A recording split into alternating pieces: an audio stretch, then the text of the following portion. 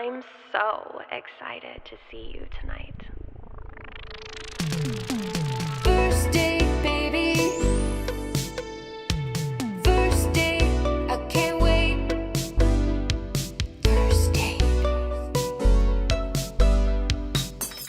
Hello, and welcome to another episode of First Date. My guest today is currently on his no-fly list tour, and he has a new special out called No Pardon Needed. Give it up for Tyler Fischer. Hi. Very sexual little intro. Yeah, you like it? Yeah, but I can see.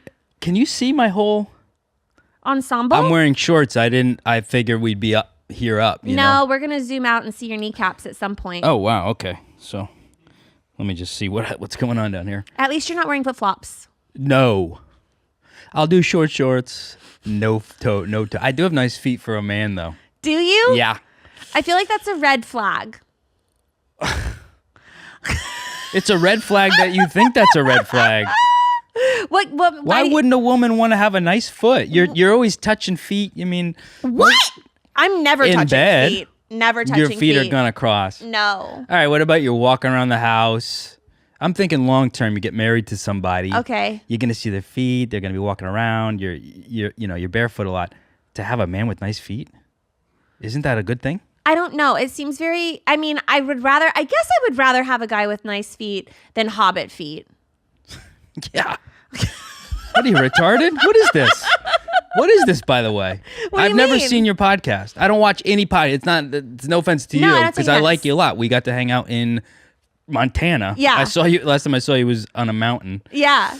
But I'm going to ask you dating questions. Oh, okay. And call out your red flags every now and then if you have any. Did this start out with you trying to find a boyfriend or a husband? No. Oh, okay. I think I had a boyfriend whenever this started. Oh, okay. But it kind of came about because I wanted to interview people and find out what their dating lives were like. Oh, okay. A little misleading. Because I think guys come on here and think maybe they have a chance with you. Yeah. It's And always then- fun when that happens. And then you're pregnant. And then I'm like, wow! Catfished. Yeah. Surprise. That's right. You're not my type anyways. Yeah. Now you're in my chair and you can't go anywhere for 45 minutes. You can go talk shit later. All right. So having nice feet is a red flag. I don't What about know. I got a nice ass? That's a green flag. I like a guy with a nice ass. But you can't have both, huh? But I'd rather slap your ass than touch your feet. Why not have both? I can slap your ass with my feet. That would be kicking my ass. Let me ask you something though. Whenever I tell a woman she has nice feet or anything, they go, "Oh, You have got a foot thing." And I go, fetish. "Why would you shame that? You could have had, your feet in my mouth, foot massages. Yeah. Why shame it off the bat?" Well, telling you that you have a foot fetish isn't necessarily shaming you. The tone is always, oh, okay. yeah. I get And I it. go, well, you just lost your foot privileges. Yeah. Here are some appetizer questions. Have you ever sucked on a woman's toes? Last week. Literally last week. I still haven't slept. I was up till 4 a.m. It does feel good when a guy sucks on your toes. Now, but they have to be nice. I'm very particular. That's the thing when they say, "Oh, you have a foot fetish." I go, "We'll take those suckers out and we'll tell you Yeah. if you have Wilma Flintstone feet or not." Cave woman feet. So is that a foot fetish? If I like sucking on feet, but only if they're nice? I mean, You didn't Hold on. start recording yet, right? Let me know when you start recording. Have you? Do you think about girls' feet when you date them? Like, do you wonder what their feet look like? I have if I like the girl, full body fetish. Everything. What's your favorite physical part of a girl? Ass. With a foot. No. No, I'm a total ass man. Okay. It's like no ass, no deal. Okay. And now these ladies have all these requirements. Oh, he's got to be 6 feet and 6 figure, all this stuff. I go, oh, well, now I have some. But now clock in. I want the weight.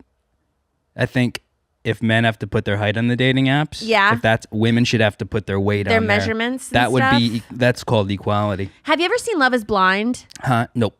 Oh. Well, as you can imagine, it's like people in these pods and they can't see each other. And so they just date like I thought it based was off disabled people.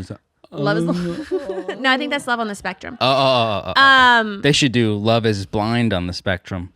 That would be Blind, autistic, paralyzed people, which is also who the FAA is hiring to build airplanes. By the way. Yeah. Always look in the cockpit now. Yeah. Because you might, ladies and gentlemen, you got me. Yeah, and no, I'm serious. Or if there's a woman in there. Yeah, scary. Yeah. 2, scary. 1, fine. 2, Yikes. nobody wants 2. Yeah. Unless they're in bed. Unless they're in bed. Then we usually like 2 women together. All right, back to the autistic show. Yeah. Love is Blind. I forgot where I was going with that. I brought up that a woman should have to put their weight. She wants to know if I could reach the top of the fridge. I want to know if she's going to clean out the fridge. Okay. I want to know why no one on that show ever asks anyone what they look like what their measurements are. Oh, really? That would be one of my first questions if I was a guy. I wouldn't care. Men aren't as concerned with the measurement stuff. That's what I find. Mostly women are like, I want to know. I used to use dating. I don't use dating apps anymore at all because you have to develop the skill of approaching women. Where do you meet women? Everywhere. I have a rule that I have to talk to between 1 and 5 women every day, no matter what. Where I have to just walk up to them. So this could be at the grocery store. Grocery store. Yes, I've picked up women on the subway, grocery store, cafe, airline stewardess. And how many of these women do you typically find yourself going on a date with? I find you really got to get 10 numbers and you'll probably end up going out with 2. Okay. Because everyone's so superficial and busy and fake and all that stuff. A lot of women they'll give me their number and then we'll be texting and then they'll be like, oh yeah, my boyfriend. Oh, your boyfriend. Fred, lay down. Oh, is that a dog? Oh, so sorry. He was going to take a drink of water. Yeah, go ahead. Oh, now I shamed him. Here, have a little daddy's water. Oh yeah, dog parks too, definitely a big part. I was going to say, I bet at dog parks you meet a lot of women. Yeah. That makes sense. I had a crush on this woman and she was very gothy, pale and a little scary, and I just didn't know what to say to her.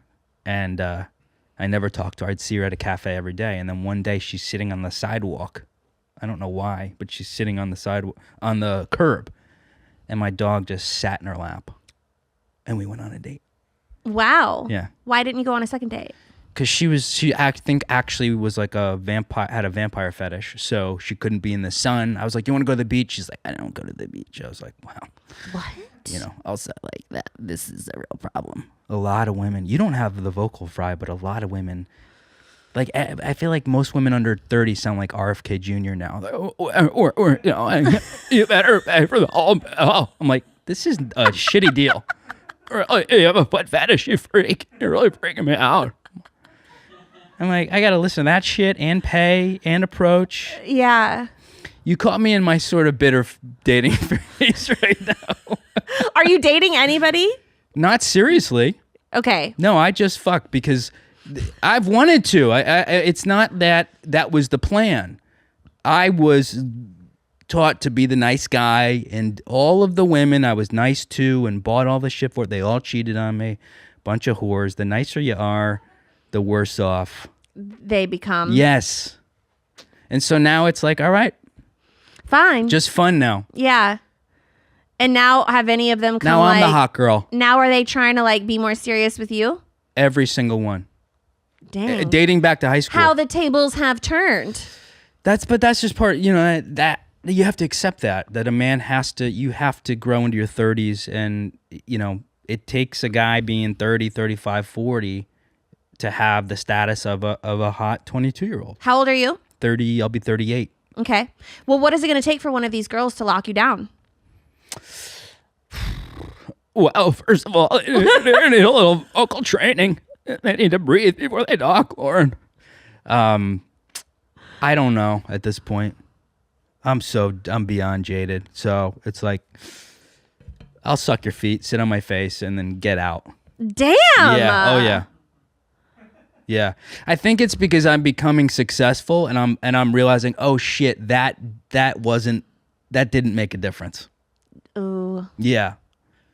Where do you take a girl on a first date if you like her? Coffee. I don't do anything more than coffee. Coffee. That's very New York. Coffee walk. Because it's a vibe. Now I'm testing the woman. It's a vibe test. What are some typical questions you ask during this coffee I date? say nothing. I don't say anything. What do you mean? No, you can't even. You can't show any emotion. You can't. You sound boring as fuck. No, they love it. So you come across as a hard ass, and you think that this is gonna like get a girl. It works. Does it? Yes, it does. So then I've tried. okay. Look, I did 20 years of doing the nice thing. Oh, are you from your sister? Oh, okay. No. Okay. So then what? So then you go have coffee. You don't say anything. She does all the talking. She's like, ooh. And then do you take her? I look at my phone. Yeah. Check the stock market. Maybe I'll call another girl. Shut up. I'm telling you. And then you take her to your apartment.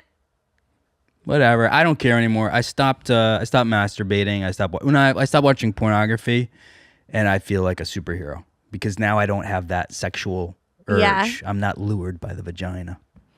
So what's step 2? If you like a girl and you're not showing it, Grab him by the pussy, Lauren. We're gonna grab him that seems to work. by the pussy. That's what we're doing. We grabbed Trudeau, but you saw what we did yesterday. Trudeau caved like a little bitch. Oh. Mexico. You want to do the Trump voice too? I like impersonations. I dated like so many very liberal girls in New York, and I used to be very liberal. Now I'm just not as liberal, but I would do the Trump, and I had a woman like she ran out of my house. No. Yeah. She hated Trump so much, and I was like just starting to come on to him a little bit because everything in my life was not going well. Yeah. I did all the liberal stuff, the nice thing, the pronoun, all that bullshit. And so I was like, well, why don't we lick your feet? We'll do a little foot play, right? And she and I just making cunnilingus great again. Oh, that's what we're gonna do. You're gonna squirt. Really? We could fill up the dams in L.A. with how wet. And she ran out of my house. Damn, sounds like she ran out of a good time. Yeah, she did. That was going to be fun. Yeah, hell yeah. That sounds like a sprinkler waiting to happen. Yeah. And she just couldn't handle it.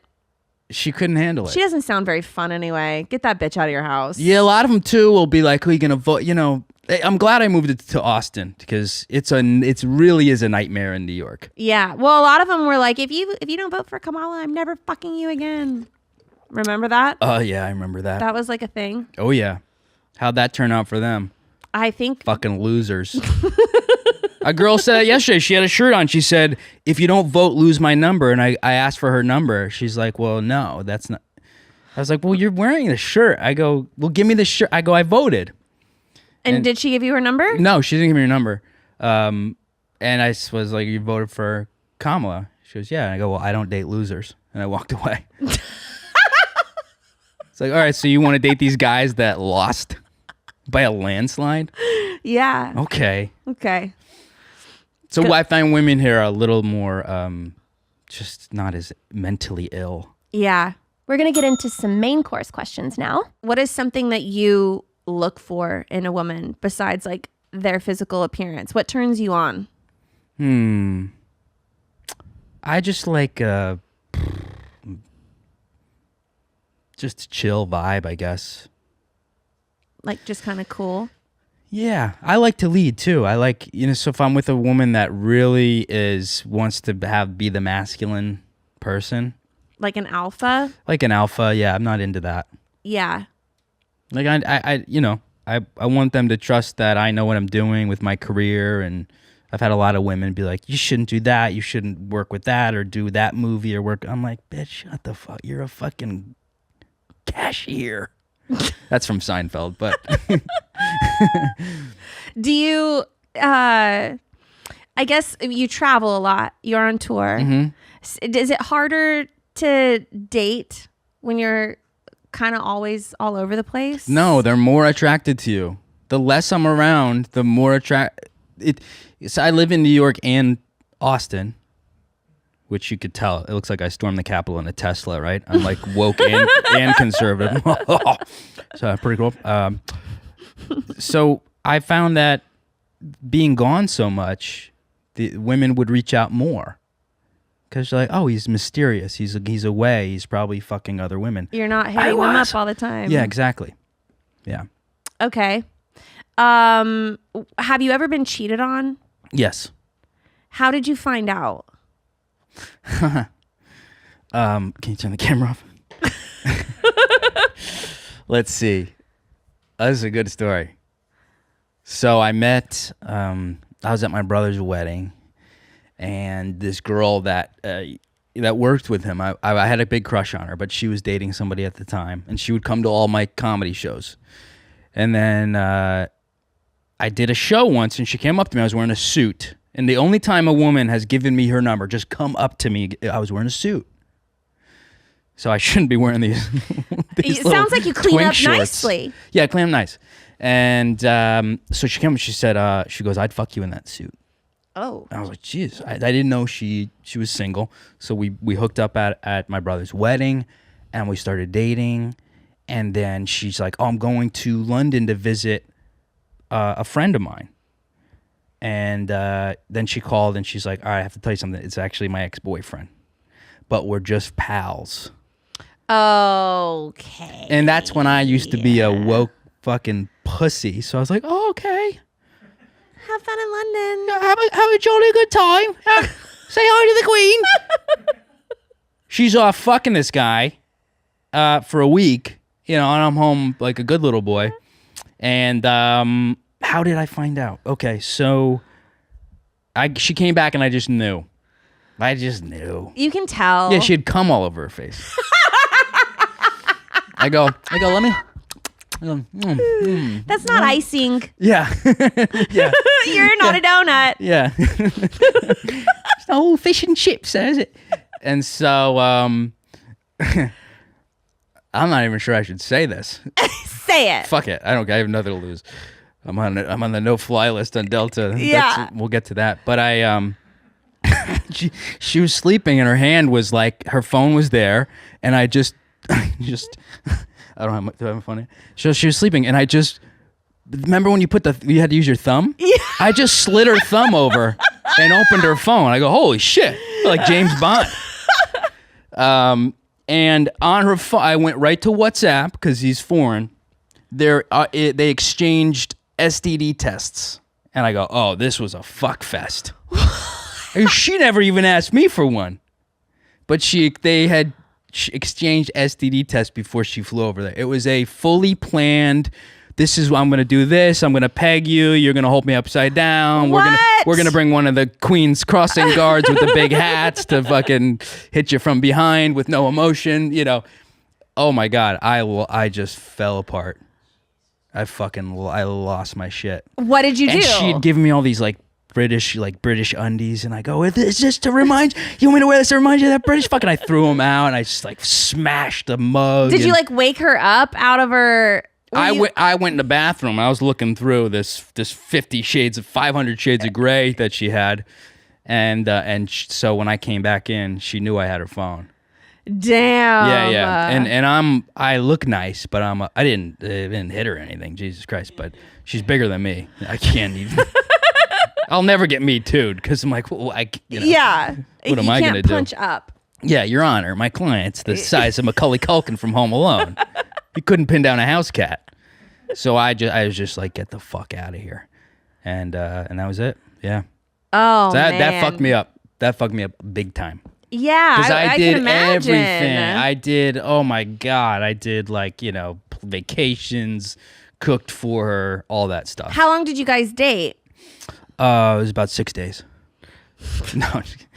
No, it was over the course of months, I guess. Yeah. So you had built a relationship with this person. Yeah. You were attached, and then you found out. Man, that's so she fucked swindled. up. And she then swindled me. And then she went to London. Yeah. Damn. So had she just told me. So yeah, I took a year off of dating. Yeah. What is your biggest pet peeve in a relationship? Probably flying to London and fucking your ex-boyfriend. Yeah, that sounds about right. Why are you on the no-fly list? Oh,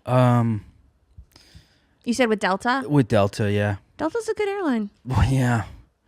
Makes touring tough. I have to fly to fucking Cincinnati to like 2 days early. I have Yeah. to take a lot of connecting flights. I just I was for a tweet. I tweeted a flight attendant had a pride pin on, and I just said, "Do I need to know who sucks dick or eats pussy? Does it help the plane fly?" And they banned me for life. No. Yeah. I'm appealing, and if they don't let me back on, I have a lawyer who's like very close with Trump, who reached out. He goes, "I will walk this to his desk. You let me know." So I'm just waiting to find out. Wow. Yeah. The power. Oh, yeah.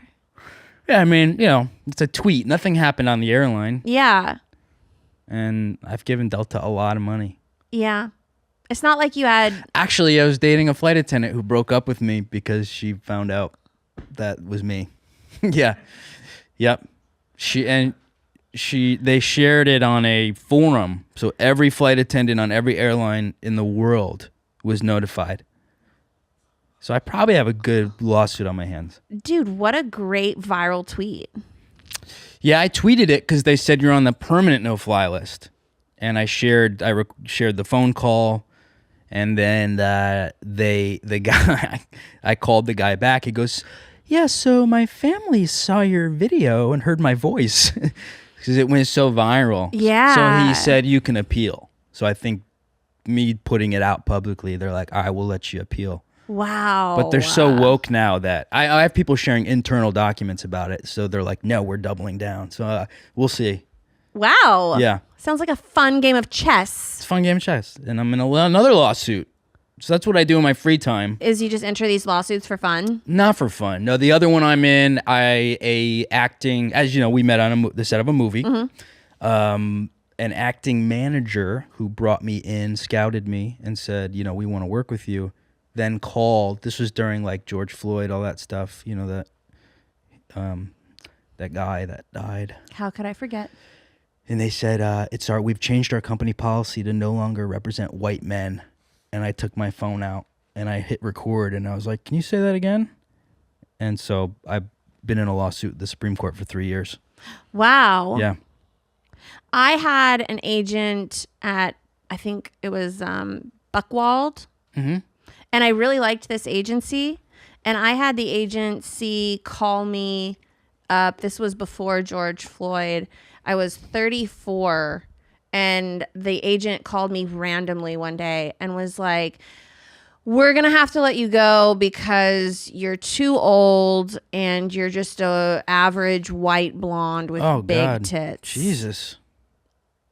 And I was You like, should sue him. I was I'll like, sue him. I'm That's mean.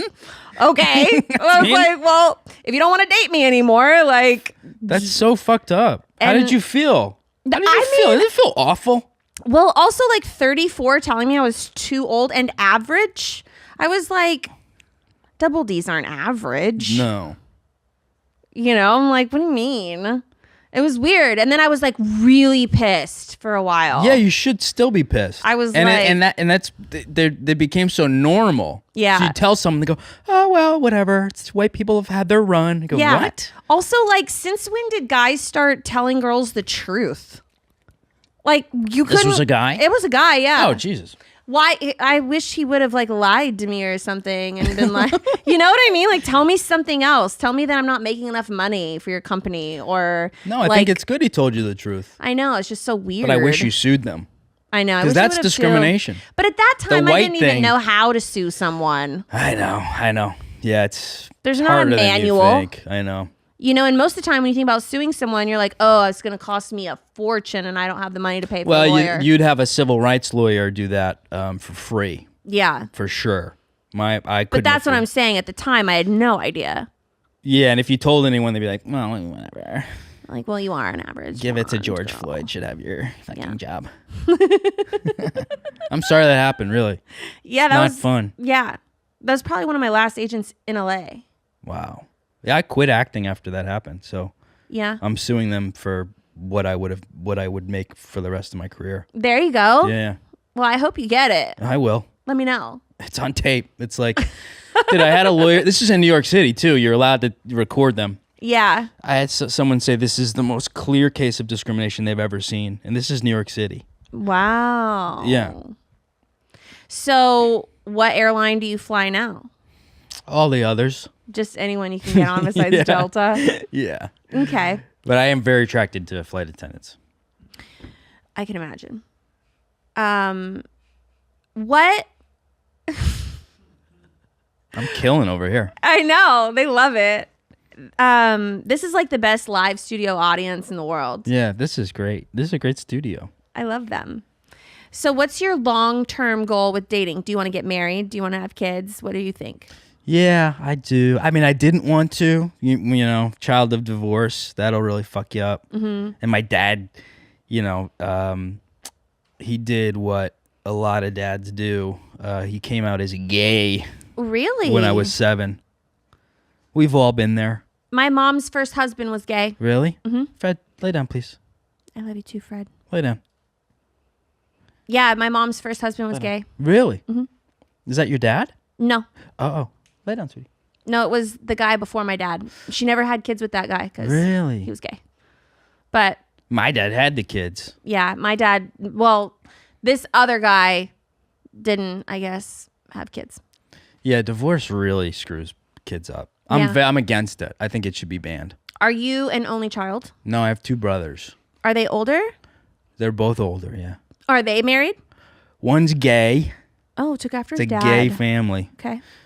We have a walkout closet every day. Hi, I'm like, you too? The cat came out. So I think I got like all the straight gene. Yeah, you seem very masculine. It's like, yeah, I mean, I've got it under control, and not watching porn is actually one of the best things I think a guy can do. Yeah, because it really does damper down that like being sexual all the time. Yeah, well, it's meant to like. I mean, I still act in porn. I direct it, I do a little editing, but I don't watch it. I think that porn is meant to keep people single. Yeah, it's brutal. That's because if you are addicted to porn or if you have porn, your drive to go out and meet someone and get your rocks off with a real person, why is your drive drops? If you don't use dating apps or watch porn, you'll go out and you'll meet someone. balls to That's what talk I'm to someone. saying. Yeah. You are more inspired to meet someone. Mm-hmm. Yeah, and sex is so much better. For sure. Like if I go like 2 weeks or something, you have it's like you can hardly handle it. Yeah. Yeah. It's hot. And if they're it's very hot. Yeah, sex is hot. Have you noticed that? Yeah. I have noticed that. You read about that? I like it a lot. Yeah, you like it. Yeah, I like it. At least so once. We only know you like it There once. was one time I liked it a whole lot. So my dad liked it 3 times. He had 3 boys. Yeah. With a straight woman. And then he came out as gay. And then, I thought maybe I should be gay, which I probably should. No. I wouldn't have gotten banned from Delta. Well, you wouldn't even have posted that tweet if you were gay. I know. I would have sucked that guy's dick. I think it's now I think Trump made it's like now just get LG and B are now like the only like legal because there's 37 or 57 genders legally recognized in New York City. Okay. Which is like who agreed to that? 57? 37, but it might Still that's a lot. outdated. Yeah. That's it's like if people don't see how Trump won it, you just wake up and there's 37. Yeah. I saw that Trump also banned pronouns from emails. Yes, which I'm mad about because I knew the people to stay the fuck away from. Like if I had an acting agent, like, hi, I'm John, he, him, I want to be your agent. I'd be like, oh, fuck yourself. Yeah. So that I'm mad about. I had a girlfriend that was a huge stoner and her pronouns were she, hi. She, hi. She Chinese? She, hi. She, hi. She, hi. I always loved that about her, though. Those were her pronouns. She's a comedian. She lives in Austin. I mean, in LA. Oh, okay. Yeah. Do you know Heather Pasternak? Does that? Yes. Well, I'm just saying that in case I should know her. Oh, but do you know her? She's not famous, but she does like the Jimmy Kimmel Comedy Club. She's one of my best friends. I just didn't know if you knew her. She's popular among comics. Oh, okay. I don't really hang out with comedians. Okay. Well, she's married and has a kid, and she's also pregnant. So. Oh, okay. Heather Pasternak. Oh. Shout out to my girl. And Heather, I love her. Good to see you again. If I'm awesome. supposed to remember who She's you are. awesome. She's the best. So red flag. Yeah. Oh yeah. I did try to be gay for once in college, so that I can fit in with my gay family a little bit. How did that go? Not good. I like tried kissing a guy. And it's like, oh, what are you doing? You have a good gay voice. Yeah. Well, I grew up around it. Yeah. Did your dad's voice change when he came out? See, that's the other thing is back then nobody sounded gay. Why do people Because sound my dad, gay all of his now? friends. I think it's I think it's a lot It's of a gay mating men. call? I think it's some of it's social and some of it is maybe that is how some gay people sound naturally and they repressed it. Like my dad, he's like very masculine, but he looks like Bruce Willis and Joe Rogan fucked. He's like he's intimidating. Very intimidating. But he doesn't sound gay at all. You would not know. His husband, same thing. He's married yeah. to another guy? Mhm. Wow. Love his husband. Love it. Yeah. Cool guy? People call me like homophobic just because I make jokes about all sorts of stuff. Yeah. And I'm like, I just cried at my dad's wedding. Aww. You know? That's cute. Were Yeah. you his best man? No. No. Okay. Well, I didn't know. You never know. No, I don't think he had a best man. Okay. Yeah, it was a small wedding in his house, and I brought a male friend, and I think they thought I was like coming out. Oh, man. And then you let him I down. was like, this is Mitch. They're like, yeah. And then you're like, we're friends. we're just friends, yeah. Okay. What is the longest you've been in a relationship? Probably a year. Okay. Yeah. How long ago was that? That was, well, I don't remember her name, so. Shut up. Heather Paxenick. When the fuck was it? I don't remember. Okay. High school. Oh, okay. High So school it's been a was the while one- since you've had like a long-term relationship. Yeah. Okay. But the high school girl that I broke up with her, she went to college and hooked up with a guy, and I broke up with her. She reached out to me, recently, 20 years later. And what did you think about that? I blocked her. It's like, you're fat and ugly now? Are you kidding me? Go away. I'm funny and rich, and now you're fat and ugly? Are you stupid? I'm going to turn to Bill Burr. What are you, fucking stupid, right? No, this cunt, right? She's got 9 cats. Fucking brutal! You could have had me, right, when I was 18. I know I came quick, but if you held on. See, people like Bill Burr. He's an asshole. Yeah. They like it, see? I know you're a hard ass now, but do you consider yourself romantic? I'm very romantic. No, I'm not a hard ass. I'm both. I mean, I do the, yes. Oh my God, I took a bubble bath last night alone. Did you like Epsom candles? salt. Epsom salt. Candles? No, I did a little dim and a little crackling fire and rain, ambient noise. Okay. Yeah. But a couple weeks later, I ate a girl out in my bathtub. Oh. You know. Sucked on some toes? Yeah. And she said no one's ever done that. A lot of girls are not privy to that kind of pleasure. Oh, interesting. It's not like a common thing that We call them lesbians. What is fluid? I had a girl on a date say I'm fluid. I said, are you wet? What are you talking about? Damn, Fluid? Yeah. I've I go, heard "This the girl's term, but I don't soaked." know what it means. I'm not hip to terms. Yeah. So I don't know. Do you guys know what Gender it fluid. means to be gender fluid? I mean, she could switch up at any time. Oh yeah. Remember when that used to be called schizophrenia, Lauren? Yeah. That was called a severe personality yeah, I was gonna say, disorder. isn't that a personality like 3 years disorder? ago. Yeah. Yeah. Now those people are teaching your kids. Yeah, but now kids are like furries and stuff too. It's bad. It's weird. It's really bad. My friend's a teacher at the school that I grew up in, and he was like, dude, I can't. He goes, I have to have like a pronoun cheat sheet and all these things under my desk. Those kids just need a real animal. Just buy them a cat. Get a dog. You'll realize quickly how much you're not like them. It's really fucked up. Anyway. Think about dating when those kids grow up. how mixed up they are. It's weird. And for a guy to have to go approach, that's the other thing. I don't think people They just order a whole glass of milk. Hey, I do that. I love milk. They just drink it. I had it in the tub last night. I had a glass of whole milk. I couldn't do it. No, I don't know. Yeah. A whole glass of milk. Do you drink alcohol?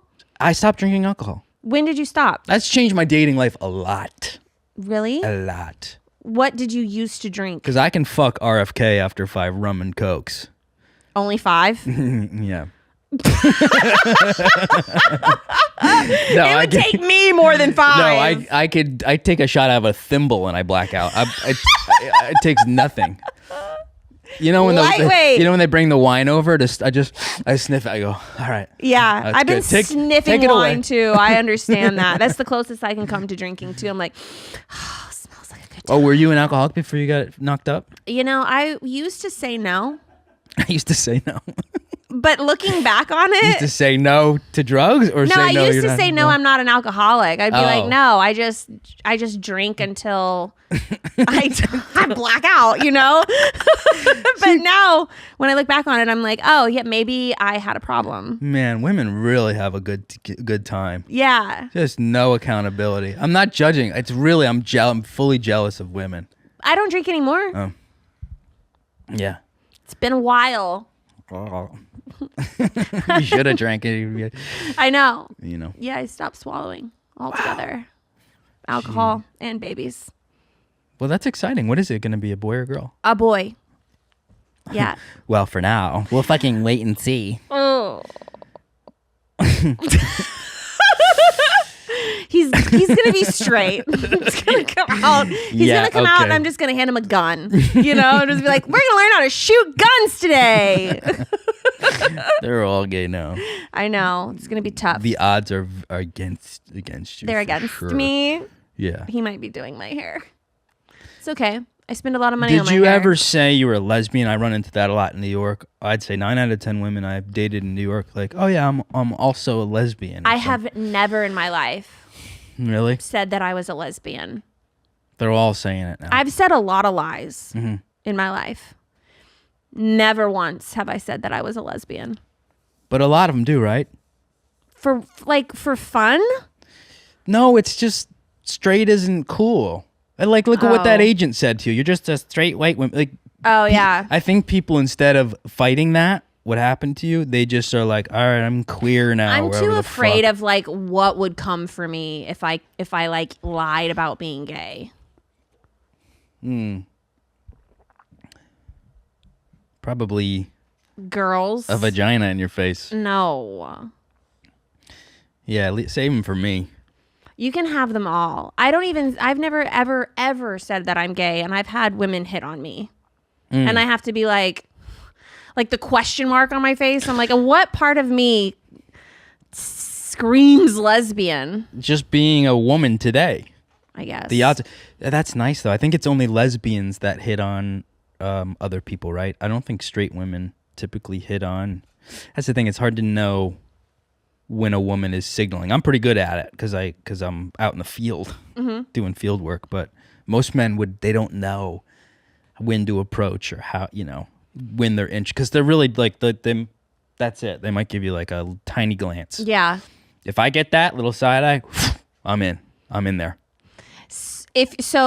What is the most romantic thing you've ever done for someone?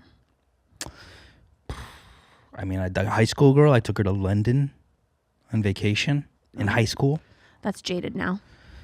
Oh yeah, yeah. I have to go. Yeah, I have to go like regain my power in London and go fuck that guy in the ass. Imagine I send her a video like, who's fucking Joey now? Andy he was from Queens. I'm like, if you're gonna go to London and fuck someone, fuck a British guy. Fuck Yeah. David Beckham or Someone hot. Yeah. Don't fuck a guy that lives in Queen. You could take the 7 train to see that guy. So back to the most romantic thing you've ever done? Oh yeah. Yeah. Yeah. I mean, I'm a good cook, so I'll go out and I cooked it was like a 4th date. I cooked a woman dinner on Thanksgiving, and even that, I'm like, I think that was too nice. Are you afraid to be too nice? No. I just know the data. I have a long-term experiment of 20 years. Of what's been working and what. Yeah, and what I really find is when I put healthy boundaries down, that's when it ends. Ooh. That's when it ends. That's what I'm trying to figure out. So the girl on Thanksgiving, it was like our 4th date, and I was gonna cook her dinner for Thanksgiving. She wasn't going home. I wasn't going home to see my family. And the night before, she was like, "Oh, by the way, my friend's like having relationship problems or may have broken up with his girlfriend. I'm gonna cook him breakfast, and he's gonna come over, and we're gonna watch a movie. So can we meet a little later?" And I was like, "Sounds like a date. That sounds like a date." Yeah. So I literally just said to her, "Look, that sounds like a date, and I kind of feel like a bitch now. You're gonna cook this guy breakfast, watch a movie, very romantic." That is super romantic. And so I set that boundary, and it turned her off. That ended it. We still had the night together, but she was so turned off by it. And I do find whenever I put those boundaries down, this tends to happen. So I'm like, what do I do? Just not, I'm just silent now, just a mime. Well, but I think it's okay to make people feel a certain way too. Like if she feels like that turned her off, then fine. Like, yeah, I don't care. I mean, I think it's better to set a boundary. I think that there are also lessons that you teach in relationships. Some of them you learn and some of them you teach. And I think that setting boundaries, like being someone who like sets boundaries, might and not always end well for you. But I do think that like you leave an everlasting impression, and that's important too. Sure. I've said to my first date, a woman would walk out of a date recently. She ran out of the date yelling at me. Was this because of the Trump voice? I said, we're going to do the calamari, right? And she didn't like seafood. I said, well, we're getting wet. You're fluid. Let's get wet. Let's get the calamari. But the tariffs, we're putting tariffs on calamari, Mexico. He said, we can grow our own calamari right here. No, she worked as a dungeon, like a BDSM person, and she told me that like right off the bat, and I just gave her my opinion on it or something, and I was like, and she flipped out. She ran out of the restaurant, and then the next day she texted me and she goes, "Thank you so much. No one's ever done that. We need more men like you." So that kind of worked out, kind of didn't. Yeah. But that was an example of me doing it and then her, cooling off and being like, "Oh shit, this guy at least knows what he wants and knows his limit." Did you reply to that? I just gave her the heart emoji. Oh, Yeah. man. Yeah. That's almost worse than not replying. No, the thumbs up would be the worst. Oh, the thumbs up is the worst. That's the most passive aggressive. Yeah. Like thumbs upping a message. Yeah. Dude. Like a long one. Seriously. The Thanksgiving girl did that too. She sent me like a paragraph like this. And you thumbs upped it? Yep. Fuck. Yeah. Man. Yeah. If I think that would be like the best way to like break up with someone if someone like didn't want to be with you anymore. And you just give them a thumbs up. And you just thumbs up it. Yeah. Fuck. That's the way to be though. If you're I'm an abundant person, so it's like whatever. There's 4 million other women that are single and most are single nowadays. If you're mad, it's the best reply. Yeah. Best reply ever. Yeah. Just thumbs up the message. Everyone's like, what do I say? Thumbs up it. Oh, it's the best. That's pretty boss. Or I don't even answer anymore now. Yeah. I delete like when I'm texting with a girl if I'm like dating her because you don't want to over communicate. I always delete the thread. Like so our conversation's just gone. So every time we chat, I delete it. That way it's not there and you're not going, well, when did they respond? You're not doing that stupid math. Right. Or counting how long it's been since they texted. I delete it and it's gone. And often, it's a good thing for men to not double text. If you send the like double, you're fucked. Yeah. So I tell my guy friends, I go, if you wrote to them and they haven't written back, delete it. Give them 72 hours. Give them 72. Anything can happen. And then it's out of sight, out of mind. And then they have to be the one to reach out. And if they don't, then it wasn't meant to be. Yeah, whenever I was dating, Lay down, please. if a guy would like double text, Yeah, how'd that make you feel? I mean, if I want to text you, if I like you, I'm responding to the first one. Yeah. If I'm not responding, and I mean, like, give me a day, because I might be busy, I might be working, I might be doing something. Like, there could be a lot going on. I might not respond to you immediately, but like by the end of the day when I go home, everybody, I don't Everyone's care on their who phone all you day. fucking are.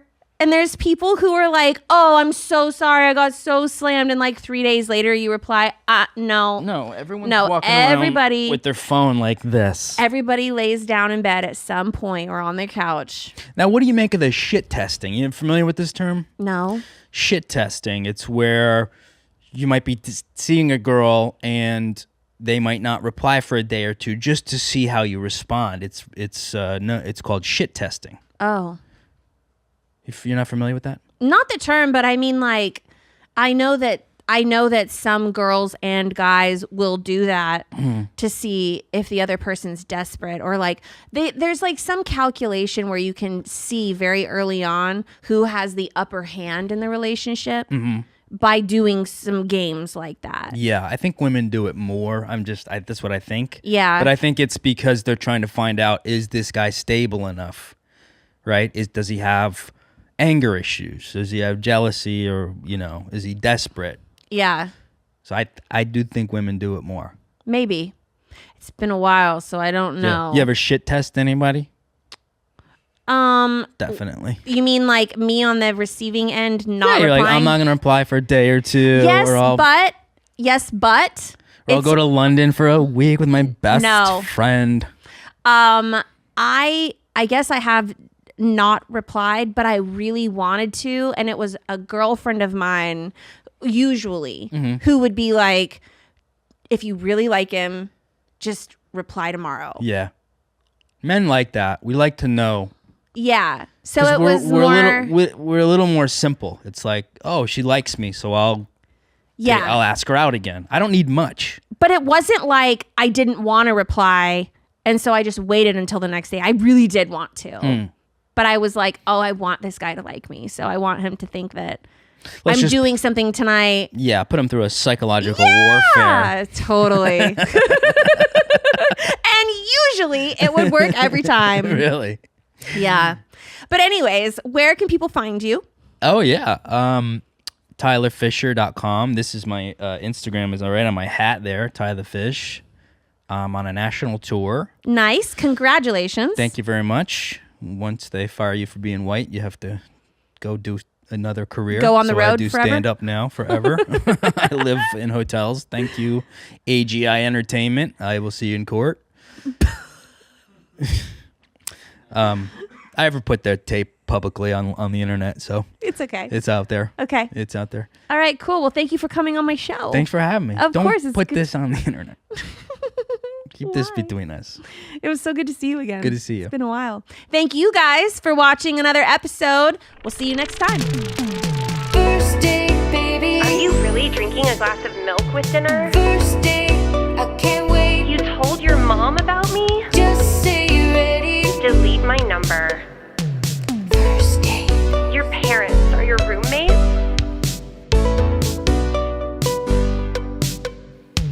First date. I'm so excited to see you tonight. First date, baby.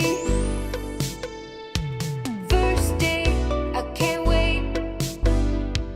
First date. Hello, and welcome back to another episode of First Date with me as your host, Lauren Compton. You know my guest today from The League and Black Monday. He also hosts the podcast, How Did This Get Made and Unspooled. His new book, Joyful Recollections of Trauma, comes out May 21st. Give it up for Paul Scheer. Thank you. Thank you. By the way, I love your theme song. Did you ever date somebody that had too many Furbies? I think that was me. I was Okay. projecting. Okay, all right. I had a friend who we wanted to get her dating a little bit more. Uh-huh. And we had to get rid of some of her stuffed animals. There were too No. many stuffed animals in the room. How many's too many? Like like so much so you Like know how, 4? No, Like 20? like 20, like 20 plus, like a 20. Yeah, like it was like a corner of the bed. You know how like sometimes you put these decorative pillows on the bed and you have to take them off before, which I don't like, but I understand. It was like that. You'd have to like kind of like sweep the bed of stuffed animals. Yeah. And it wasn't like she wasn't stunted, but she just had these stuffed animals. And how that did was she it. take it when you tried Well, to take them away? Here's the thing. We did it while she was at work and we threw them all away. That's fucked up. Sorry. We And had you're to do writing it. a book on joyful recollections of trauma? Let me tell you something. She's married now with 2 kids. Okay, so she owes you a thank you. I mean, that's all I'm saying. Sometimes, look, I have 2 kids, and sometimes I go in their room when they're at school, and I go through and I throw away their stuff. God. The same thing for their art. I love it, but I'm not gonna keep all that shit. You know, my mom did something really fucked up Yeah. to me like that one Okay. day when I was at school. I had a pair of jeans that had holes in them. Okay. Like lots of holes. Okay. So many holes that you could like see my butt crack. Okay, and sure, like, but that's fashionable. yeah. So that was my point. 100%, right? Yeah. And my mom, while I was gone, sewed up What? every single hole in my favorite jeans. No. And I could never, like, I couldn't even pull them over my knees. First of all, can we just agree that jeans should never be sewn? I don't think that, like it's not part of the thing. It's not like a fabric that you can sew back I together. would have gotten jeans, whole jeans. Exactly. Oh, I'm upset about that. You see, I understand my kids, so I know what I'm throwing away. I'm not trying to throw away things that they actually care about. If they haven't touched it in like 6 months, it's like, because Yeah. it's the worst feeling. I remember, my mom did that to me, but she threw away, like, if you don't know, you have to be very specific, but I do it with my wife as well, which is her bedside table is like disaster. It's just piled full of so many things. So what I'll do is when she's away, I kind of collect it and I put it away. And if she asks for it, I know where it is. But if she doesn't ask for it in 6 months, get that going, because we don't need like 12 New York Times crosswords. You sound like a living butler. I mean, look, I feel like that's what I can add to a relationship is just like some gentle cleaning. Well, great. I love that we're about to get into this. So you know that all of my questions are around dating. Yes. Great. Here are some appetizer questions. So how did you meet your wife? You are married to June Raphael. Yes. Yes. And is that in the menu? It is in my menu. I wrote these questions last night. I was like, oh, I want to know all of these things about you. I met my wife. We performed at the Upright Citizens Brigade Theater, which is a comedy theater in New York, and there's also in LA. And she was doing a show called Rode Hard and Put Away Wet with Casey Wilson, who hosts Garbage Sesh and stuff like that.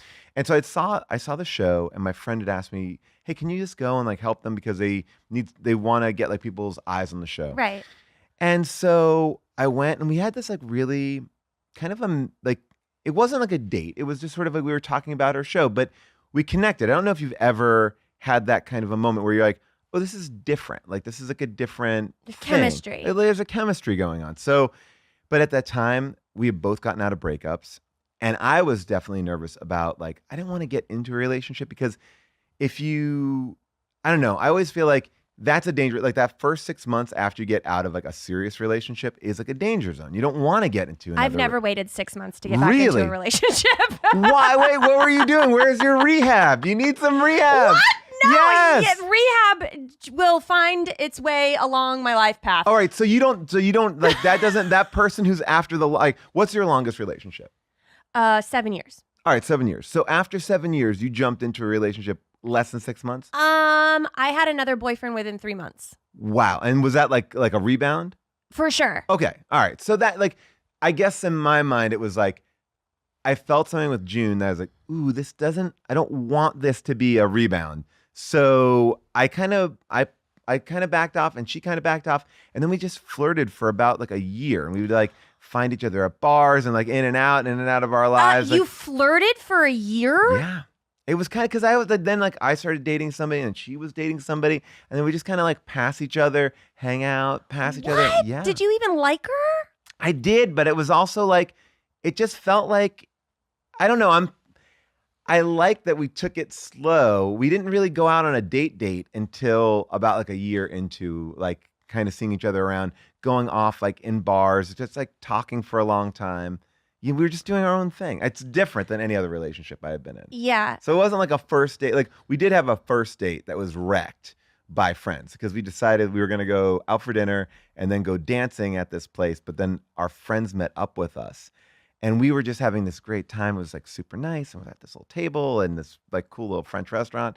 And then our friends came in and they were like Red Bull vodka. They were ready to go. Yeah. And we were like, oh no, we're having this nice moment. But then we were like, okay, then we just kind of got sucked up into their date. A hangout. Yeah. And then, so that was our first date, but then it was able to kind of elevate. And was this first date like the year later? A year later, about a year later. I know, like, it's like, I know it's like, it wasn't like we were pining after each other, but it was like, I don't know. You ever have that person in your life where like, I like them. They're not my friend. But like, there's something here. Like, that's what it was. Like, like, and that's what I kind of felt like it was. It was like, there's something here.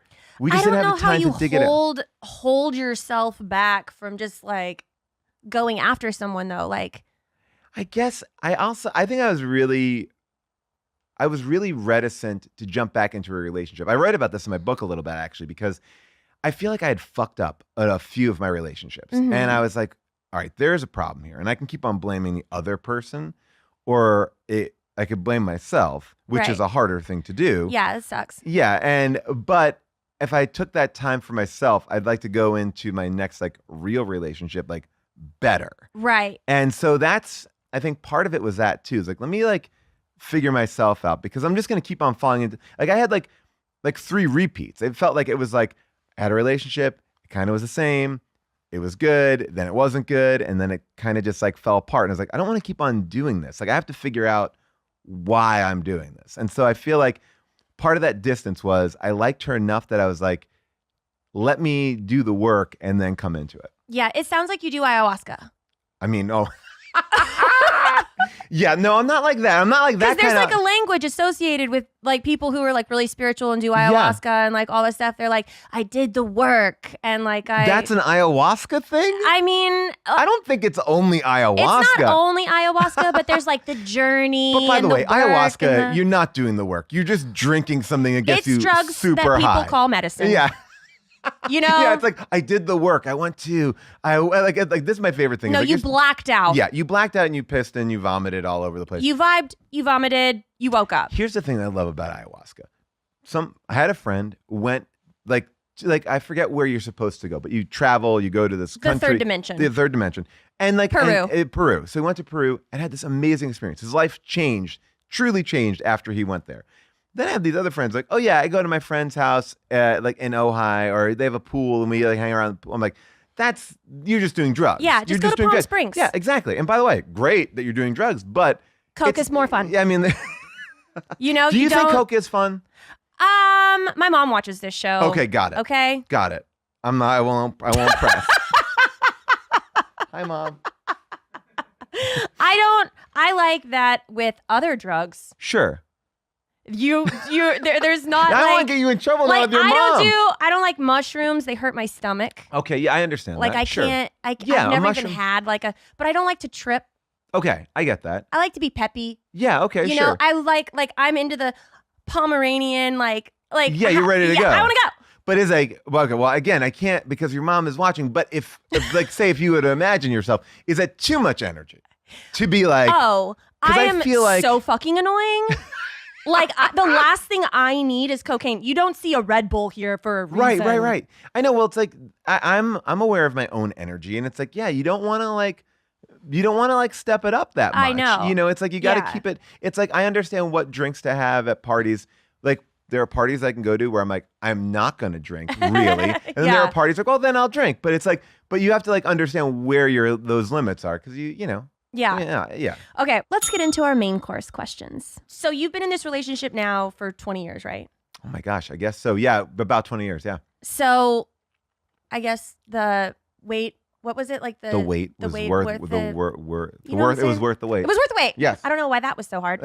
So it was worth the wait. But when you're in a relationship for so long, how do you schedule a regular date night? What do you do to keep things? No, 100%. Like I think the thing that people never tell you about like a functional good relationship is that it is hard, and I think it should be hard. Not hard in the sense of like, oh my gosh, but you have to like tend to it and keep it and grow it. It's like all these metaphors that may sound dumb, but like it is a garden. It's this thing where you're like, right, I have to make sure I can't take this person for granted. And like when you're busy and when you're stressed, and I think the biggest thing is for me is there's always peaks and valleys. Like there's moments and you have to just continue to talk with each other. And I think as long as you're not mean to each other, that's a big thing. Yeah. You know, you can't be like, you can get into fights. You can have all the emotions, but just don't be mean. Yeah. You know, like aggressively mean. And then, yeah, like we have 2 kids. So we have to plan date nights and it's hard because sometimes you just don't want to plan a date night. I want to just like go to bed. I want to just like chill. And like we had tickets to go see Madonna last week, which was awesome. But then that night, June was like, I'm not going to go. And I was like, and it was like literally at 8:30. And I was like, well, I'm going to go. I just went to Madonna by myself. And you went. I had to go see Madonna. I had to go see Madonna. I was by myself. Like, hey, bye, bitch. I was by myself at the Madonna concert. And you know what? Like, I appreciated it. But she also wasn't mad that I went to go see Madonna. Like, that was our date night that she bailed on.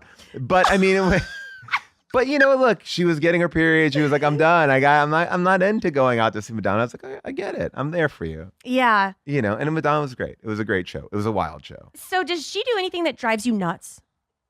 Not Madonna. Not Madonna. Madonna, well, I mean, man, you know, she's always just. It took her so long to get off. Yeah. Yeah, I think that, like, you know, truthfully, the things that June does that drives me nuts, I also secretly like love about her. Like, you know, we're different people. I can see how your relationship has lasted so long. Because it's like, I love her for everything that she is. Like, I love her for, and they're not flaws. They're just things that are different than me, you know? So it's like, the last thing I'd ever want to do is be in a relationship with someone who is like me. Like, she doesn't like a lot of the stuff that I like. And that's great. Like, and I'm happy with that. Cause it's like, I think the worst thing to do is date yourself. Like, you don't want to date yourself. Like, she keeps me on my toes. She keeps me like involved. But she will never wash a dish. And what I find about that's kind of aggressive is she will stack that sink like Tetris and load it up so much. We have a dishwasher right next to the you're living thing. with a college student. Yeah, and I'm like, I can't do that. Let's be real. You're the domesticated wife in this relationship. I think I am. I think I have those tendencies. I like my shit clean and like You know? keep it together. Yeah. I'm gonna vacuum. I'm gonna wipe down that counter. I'm gonna do that stuff. You know, and everybody has that. Like, oh, what are you? Are you the messy person or the clean person in your relationship? It depends on which part of the house we're talking about. Okay, got it. So where are you clean? Where are you messy? Super clean in the kitchen. Got it. I cook, I clean. Love it. And when it comes to clothes, I am a child. I will go through my closet. I will throw everything on the floor. I make piles. I'm terrible at cleaning up. I never sweep the floor. I hate the floor. I'm not Cinderella. I bought one of those stupid robot vacuum cleaners and I thought it was going to change my life and it didn't. I'm afraid it would go swallow my dog. Well, that's the other thing too. It scares the shit out of my dog. We have this small carpet, like a little runner in our kitchen, and it's like it gets snagged on that every time. So all of a sudden, it's like I just hear whirring, and then I'm like the robot apocalypse is happening in my kitchen, and all I wanted to do was like not pick up a broom. So, what do you think is the sexiest part about your relationship that you have? I mean, to me, the sexiest part of my relationship with June, this is a good question. I mean, I think that my wife, like, I've seen my wife through, I mean, it's been 20 years, right? And I've seen her through different hairstyles. I've seen her different color hair. I've seen her pregnant. I've seen her every which way. And I find her to be the sexiest person ever, like always. Like, there's never a part, I'm like, I just, whatever changes, whatever's going on, I'm always like very, very attracted to my wife. Yeah. Yeah. I mean, I don't know if that's a good enough answer. I mean, but she's just like, I don't know. It's like, I feel like if we go out on a date tomorrow, it's like our first date. I feel like those kind of tingles, and I just love her laugh and I love just being with her. So it's like, she read my book. I hadn't let her read my book until I really finished it because I wanted her to like kind of see it done. And like hearing her laugh, like that made me the most. I'm like, I don't care if anybody else likes this. Like that's the most important thing. Yeah. I feel like I can ask you this question because you've been in a relationship for so long. Sure. So it's more of an advice question Okay. that I'm asking. So how do I ask this? How long in a relationship do you go without having sex before it becomes a red flag? Oh, that's a good question. Like, all right, so a red flag, like, You're worried.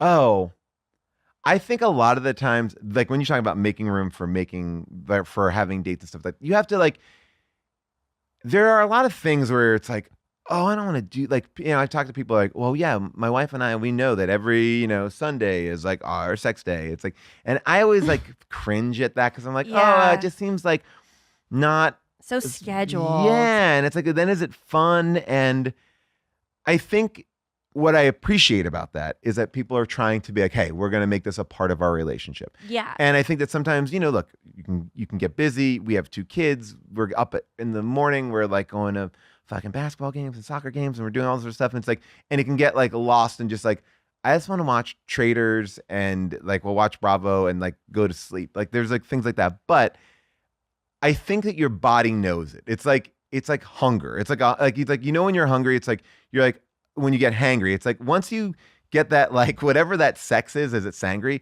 Well, if you get like sangry, you're like, all right, we gotta do this. And sometimes it's like it doesn't have to be right, and it just has to be quick, and it just has to be like we need to connect. Has to be quick. Just have to You be can't like have your kids find out. no, we just have to be like, you know what? We have a few moments, and this is where we got to do it. It's like you sometimes like romance or like a perfect moment is going out the window. And I feel like once you commit to like get it when you can get it and how you get it, whatever, like we'll do it. And I feel like, and then there'll be the highs and lows of that. You'll find your moments, but I feel like if you get to that like sangry part where you're like, oh, we're fighting a little bit too much, or we're getting on each other's nerves a little bit. Yeah. It's like, oh, we just had sex in a while. Like that's Yeah. really what it is. How old are your kids? 7 and 9. Have they ever caught you guys getting it on? No, God, no. I mean, that's the thing that like, that I will say I am aware of. I don't want, like, I'm like, I understand the emotional scarring that would do. And I'm like, I got to make sure things are locked and closed. And we got to make sure there's buffers there because you don't want that. You don't want a kid going to therapy. No, I don't think you would ever do it on purpose. No, that's why I'm but- saying like, But has that's it why, happened like, on accident? that's why you have to kind of like, just be like, yes, this is spontaneous, but hold on. Yeah. Let's lock it up. Like, let's keep it locked up. Do you get jealous easily? Yeah, I think I do. I mean, it's like I do and I don't. Like because it's sort of like I understand that my wife and I have been together for 20 years but like there are moments like, like we're both actors and I think that she does too. She's she gets a lot more jealous of me than I do of her. But then sometimes like that little thing. It's like you just feel like, oh, who are they texting with? What's going on there? It's like nothing. Yeah. But you get like it's a sort of like I think whenever you feel like your partner's attention is like slightly off of you, you're like, what's going on there? I feel like sometimes that can actually be good a little bit. I agree too. I think it's like because it makes you like go like, oh, look it at checks me. yourself. Yeah. And you're like, oh, the person that I'm with is sought after Yes. in a way. I think it's good for you to feel like you want them to be like, it's like, there's always like, I think jealousy is good because like, no, I'm important. Pay attention to me. I'm glad that people think that you're attractive. Like there's this one guy who like hits on my wife so hard, but I think that like that's his like life aura. Is like, that's like, like him, like, he's just like, I'm like, See, and you wonder why I think you do ayahuasca. His life aura? I mean, like, it's like he just carries it. It's like he's just like it's just like he's just gonna be like, hey, gorgeous, how are you? Like, I'm like, how are you? How would you deal with a person who's like, it comes in here like, hey, gorgeous, like that kind of like that energy to me is like I can't deal with that kind of a person. I give a good blank stare. Okay, because it's like I feel like that's like it's too familiar, and it's like, and it's also like he's rocking having a brand new baby too, and I'm like, dude, just pull this shit. Yeah, pull this just shit out. take your stroller somewhere else. Yeah, it's like I don't need that energy. It's like Yeah. you got it. You got a kid. Like let's just. And we're they all work here. together. They have. So he's just copying you. Yeah. He's like, I've seen this work before. I just think it's She's a weird. into men she works with. Yeah, Maybe I have a chance. This is it. I mean, I just think it's a weird thing to like throw out super like to be aggressively flirty or like as a personality trait when you are with I think with maybe married people like because it's different. It's different when younger. It's Yeah. it's a whole other thing. But it's like, That's just rude. it's a lot. It's a lot. I wouldn't do it. Yeah. You know, I mean, it's like you Yeah, find fuck the that best. guy. So I have a tasting menu Yes. for you. All right, So with this, we go through it really fast, and Okay, you sure. just tell it's a this or that. this or that. Got it. So you tell me off Okay. the top of your head. All right, Are you ready? I am. Mohawk or mullet? Mohawk, Boxers or briefs? boxers, Spearmint or peppermint? peppermint. Do we like pineapple on our pizza? No. Mm. Or I mean, yeah. no, I mean, not, no, stick with no. I like you more. Okay, great. Favorite position? Standing. No. No. Bent oh, over the counter. Yeah, anything where there's angles. A lot of Manicure or pedicure? pedicure. Favorite car?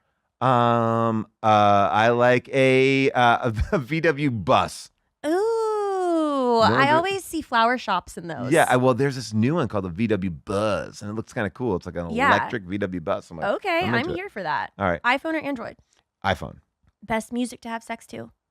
Oh, that's a great question. I feel like nothing too sexy. Like I don't know. Like I like nothing where the words are too out there. You're like an or- audiobook. Yeah, well, like I don't want like, hey, what's going on? Like I don't need you to be like I don't want that. I want like something that's like more mood, like a mood song. Something that like somebody is like a Spotify playlist that somebody might put together who works at a strip club. I think is like a good. Okay. Yeah.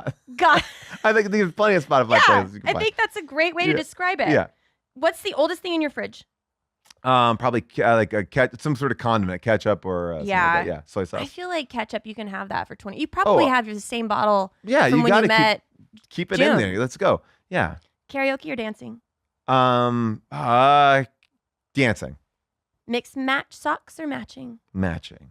Thong or granny panties? Thong, I guess. Yeah. Yeah. Chocolate or vanilla? Vanilla. Alpha or beta? Alpha. Deep dish or thin crust pizza? Ooh, thin crust, but it'd be like New York thin crust, not like kind of weird. When you said thin crust, I'm like, I don't know what that means. So, it means To just me, thin crust is like when you go to one of the Italian restaurants that has a wood fire pizza. and it's like that. Okay, oven. then I'm gonna go deep dish. It's like kind of thick on the Yeah, outside. I and don't then like that. You like deep dish. I like New York style, like fold it pizza. Yeah. And To go, like at the window. yes, I exactly. got you. Favorite cocktail? A tequila and tequila straight up. Okay. Like what kind of are you doing like 1941? Yeah, I do Is it like a 1941 1940. or 1942? It's either one. I don't know it's what like, year it yeah, is. yeah. It's a really like, fancy, I know the fancy bottle. bottle. I also like this bottle called Clase Azul, where it has like a little bell on top. You can ding it. Yeah. Yeah, it's nice. You have a ring there that would be good I for know, that too. Built-in dinger. It is. It's perfect. Goldfish or Cheez-Its?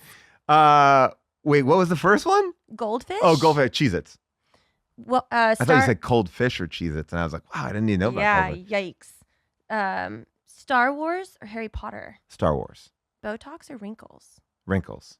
Yikes. Lights on or off? On. Okay. Ghosts or aliens? Ghosts. Coffee or tea? Coffee. Are you an introvert or an extrovert? I'm an introverted extrovert. And what the fuck is that? It's like somebody who is like, I want my alone time. I want that like space, but I also really love going out. Like it's like, but then I feel like then I'm depleted and I'm like, now I want to be like locked off. Like I will having fun, and like, and now I'm checked out. Like lights are off. Yeah. East Coast or West Coast? East Coast. Favorite flowers? I like a tulip. I love tulips. Hair up or down? It depends. I'll say up. Sweet or savory? Savory. Leather or lace? Lace. I like lace more too. You know, it's like A yeah, little bit it's more like feminine. yeah, right. It's nice. Yeah. Shower or bath? Shower. Morning bird or night owl? Night owl. Okay. Now you made a face when you said Botox or wrinkles. Now here's my thing. I'll always make that face. Because like I think as a man, I don't have to worry about it. Ultimately, I don't think. Who knows? Maybe I do. But I would imagine when you have to like walk this line of like where like because it's like I always get nervous like you don't want to overdo it. Can you undo it? You can't undo it. No, it only lasts for 3 months. It's not Oh, permanent. really? Okay, all right. It All right. fades. Okay, it fades. All right. Then I just feel like there are so many like beautiful women who like look like older women, and I feel like that's a rare, nice thing.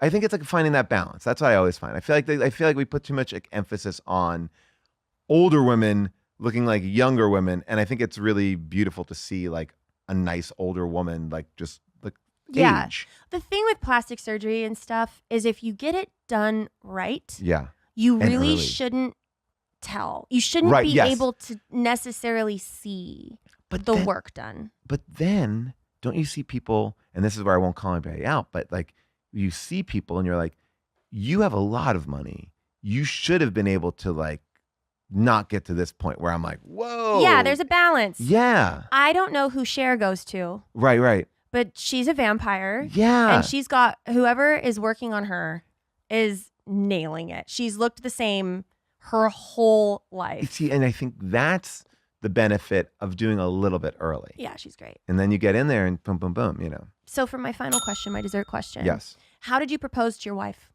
Okay, so I wanted to plan something special, and as an introverted extrovert, I wanted to do it like privately. I wasn't going to hire a photographer. I wasn't going to like do it around a bunch of people. So I had planned this night where like it was like a 2-part event where I was like, what I'm going to do is I'm going to take her away, and we're going to go to like this cool little beach town like up in California, and I spent the whole day like kind of casually talking about our relationship. Like, hey, so the whole day was like this kind of great thing. We went out to dinner, and now my wife is a one event person. I don't know if you're like this, but like it's like it's not like a dinner and a movie. It's like dinner or a movie. It's like she's not gonna do. She's not a two bar things. hopper. No, I mean, and look, we're older now too, so it's like like things have changed. But so I always know like if I have to take her to a second location, I really have to make sure like I get it in early. So like casually that day, I was like, hey, do you want to like go to this beach? I hear it's really beautiful. And she's like, okay, yeah. And then we got dinner. I was like, let's go to that beach. And she's like, do we have to? And I was like, and I'm like, oh shit, this is my whole plan. My whole plan is this. So I was like, come on, it'll be fun. It's on the way home. And she's like, so I got her to commit to going to the beach. And I had this ring. And what they don't tell you about like the ring is, you always have this thing of like, bam, you open up the ring and it's like, hey, there it is. But that ring box is fucking bulky. How do you keep that on my person? There's no way to keep, unless I have like a briefcase. So I had my ring like wrapped up in a sweatshirt and I was like kind of hiding it. And we got to this beach and there's bonfires. It's beautiful. And it's a gorgeous night. And, as we walk on the beach, I start my proposal. And I'm like, I get down on one knee and I say, will you marry me? And she's like, what the fuck are you doing? And I was like, what? Oh my. And I had this moment. I was like, That's the oh shit moment. the oh shit moment. And I like popped up I popped up in an instant, and that ring disappeared like I was a magician. I was like gone. And I realized in that moment, my wife thought I was doing a bit, like I was like fake proposing to her because we didn't talk about like marriage or anything. And I had gotten a ring and I'd done all that stuff and she had no clue at all. So I like took her by such surprise, and her first instinct was like, she was mad that I was like being a dick. She thought, how long had y'all been together? We got married, I guess when I asked her, probably 4 years or so. So y'all were together for 4 years. Yeah. Yeah, And then 4.5 years. Yeah. Had you joked about getting married before? Not really joked about it. Like, we just sort of like, oh yeah, we're not getting it was just like one of those things where you like didn't really talk about getting married, but we did like it was like we were talking about it, but it's like, well, you don't want to get married. Well, I mean, I'm okay. Do you want to get married? Well, I don't. I'm just like, Dude, my boyfriend gets on one knee to tie his shoes, and I'm like, I do. That's so crazy that she thought you were kidding. So okay. And how did this end? So she's like there, and then I think there was just this moment where she's like, "Is it a bit?"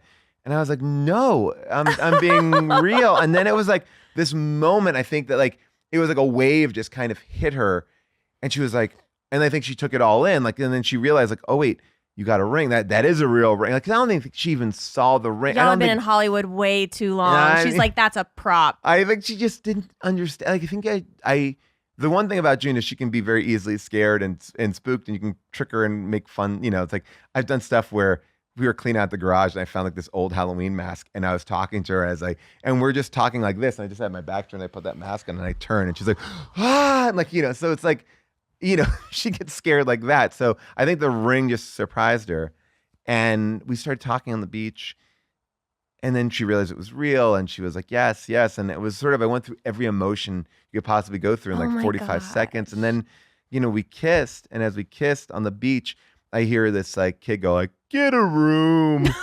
And I turn, and there's like this fucking 12-year-old kid sitting on a bluff going like, get a room. And I was like, all right, get out, chill out. So that was how we did it. And then we were so awesome. excited. We went back to the hotel. We're like, we're engaged. And like the night clerk at the hotel was like, do you need anything? It's like, no. She's like, okay, all right. And then we like went up. It's like, yeah, that's weird. It's weird to be like, and then you have to call everybody and tell everybody that you got engaged. But it's, yeah, so it was great. It was awesome. That's so great. That's a great story. Well, thanks. And I'm glad that she said yes. Yeah, me too. It's a nerve-wracking thing because I don't want to be one of those people, and maybe you are one of these people, so I don't want to I don't want to be the people who are like, hey, what kind of ring would you like? And then we go shopping together for rings, and then you pick out a ring, and then I just like secretly buy it, and then I give it to you at one point. Like, I feel like I'd rather strike out with a choice with the ring than like have you pick out the ring, like, or give you a dummy ring. I don't want you to like be like, I know he's got that ring. He's going to propose to me. I'm like, that just seems like, then what are we doing here? Like, what, oh, I'll give it to you when it's right. I'm like, fuck all that. I want it to be like it should be like this moment. Like, it should be a thing. Yeah, it sounds like it was a thing. It was a thing. I love mean, it. you know, it almost backfired. But you got it. I got it. So, where can people find you? They can find me on social media, wherever you get your social media, at Paul Scheer.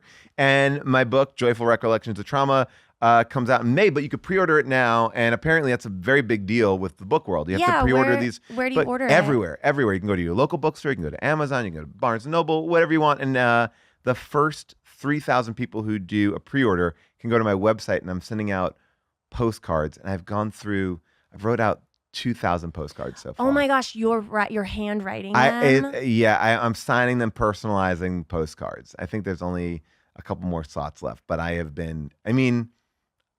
slightly regret it, but it also has been like a crazy thing. That means a lot to the people that are receiving them, though. Well, I feel like, look, I love that people have listened to our podcast and support me, and they go out and they're buying this book, and it's important to me. It's like, I'm like, well, I want to, like, if you're going out and buying this book early, like, I want to make sure that like I say thank you to you. And my wife's like, the thank you is the book. I'm like, no. I'm like, I want to, like, it's nice. I do love it. I just didn't realize how, like, it sounds weird to say, but my hand hurts after writing so many things. I mean, carpal tunnel. I know, it's like really, it's intense. But you know what? Look, I put a marker through a tennis ball, and it all feels good now. That's great. Well, thank you for coming on my show. Thank you so much. I really enjoyed it. I loved it. It was love great. to have you back for a second date anytime Please, that you're in this town. is Let me amazing. know. I'm glad that I passed the first date test. Yes, of course. Thank you for coming on. Thank Thanks. you guys for watching another episode. We will see you next time. First date, baby. Are you really drinking a glass of milk with dinner? First date, I can't wait. You told your mom about me? Just say you're ready. Delete my number. First date. Your parents are your roommates?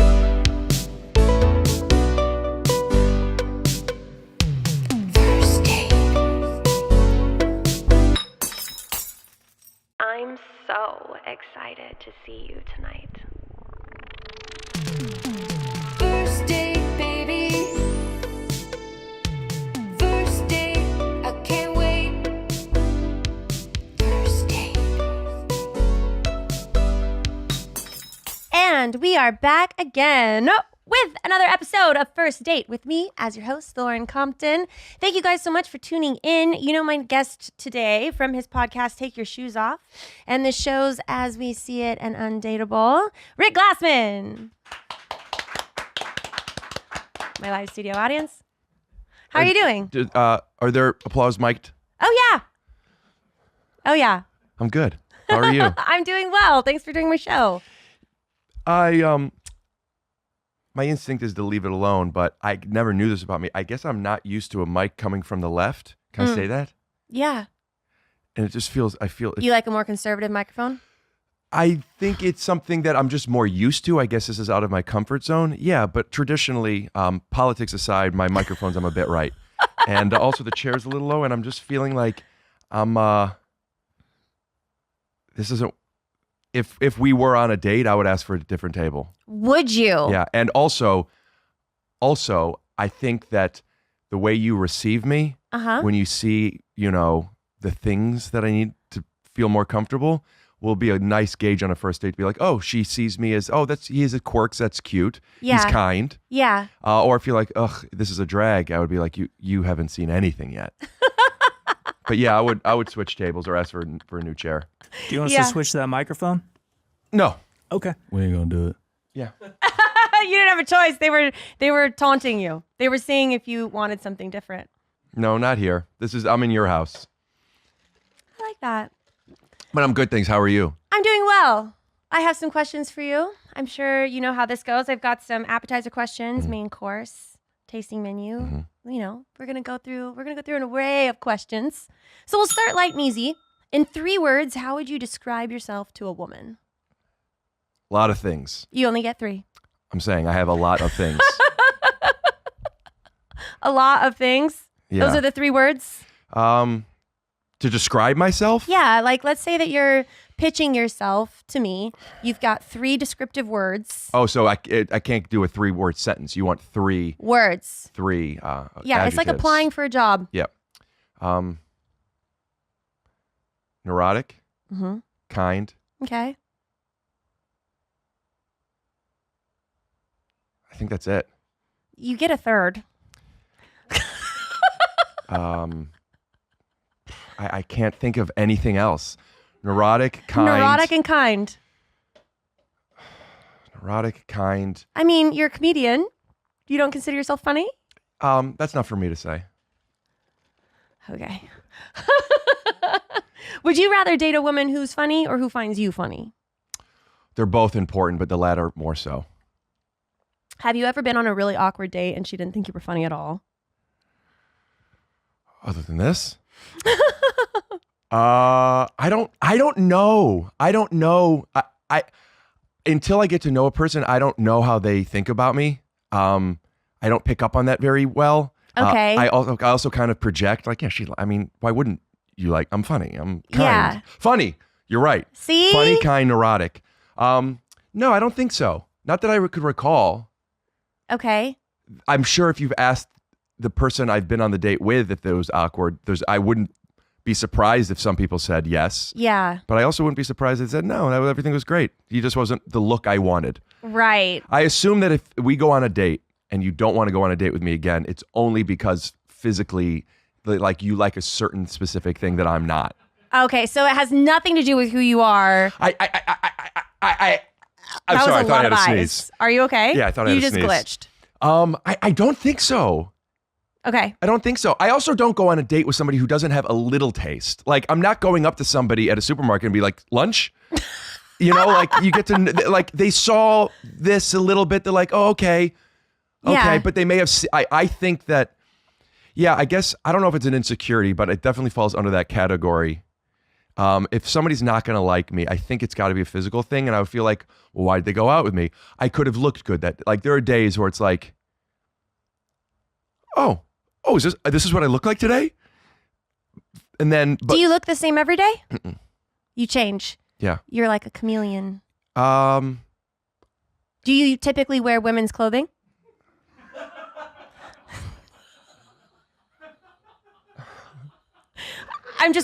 Do you always wear glasses? Do you switch it up with contacts? I take them off sometimes, but I have a weird thing with my eyes that people make fun of me I about. see.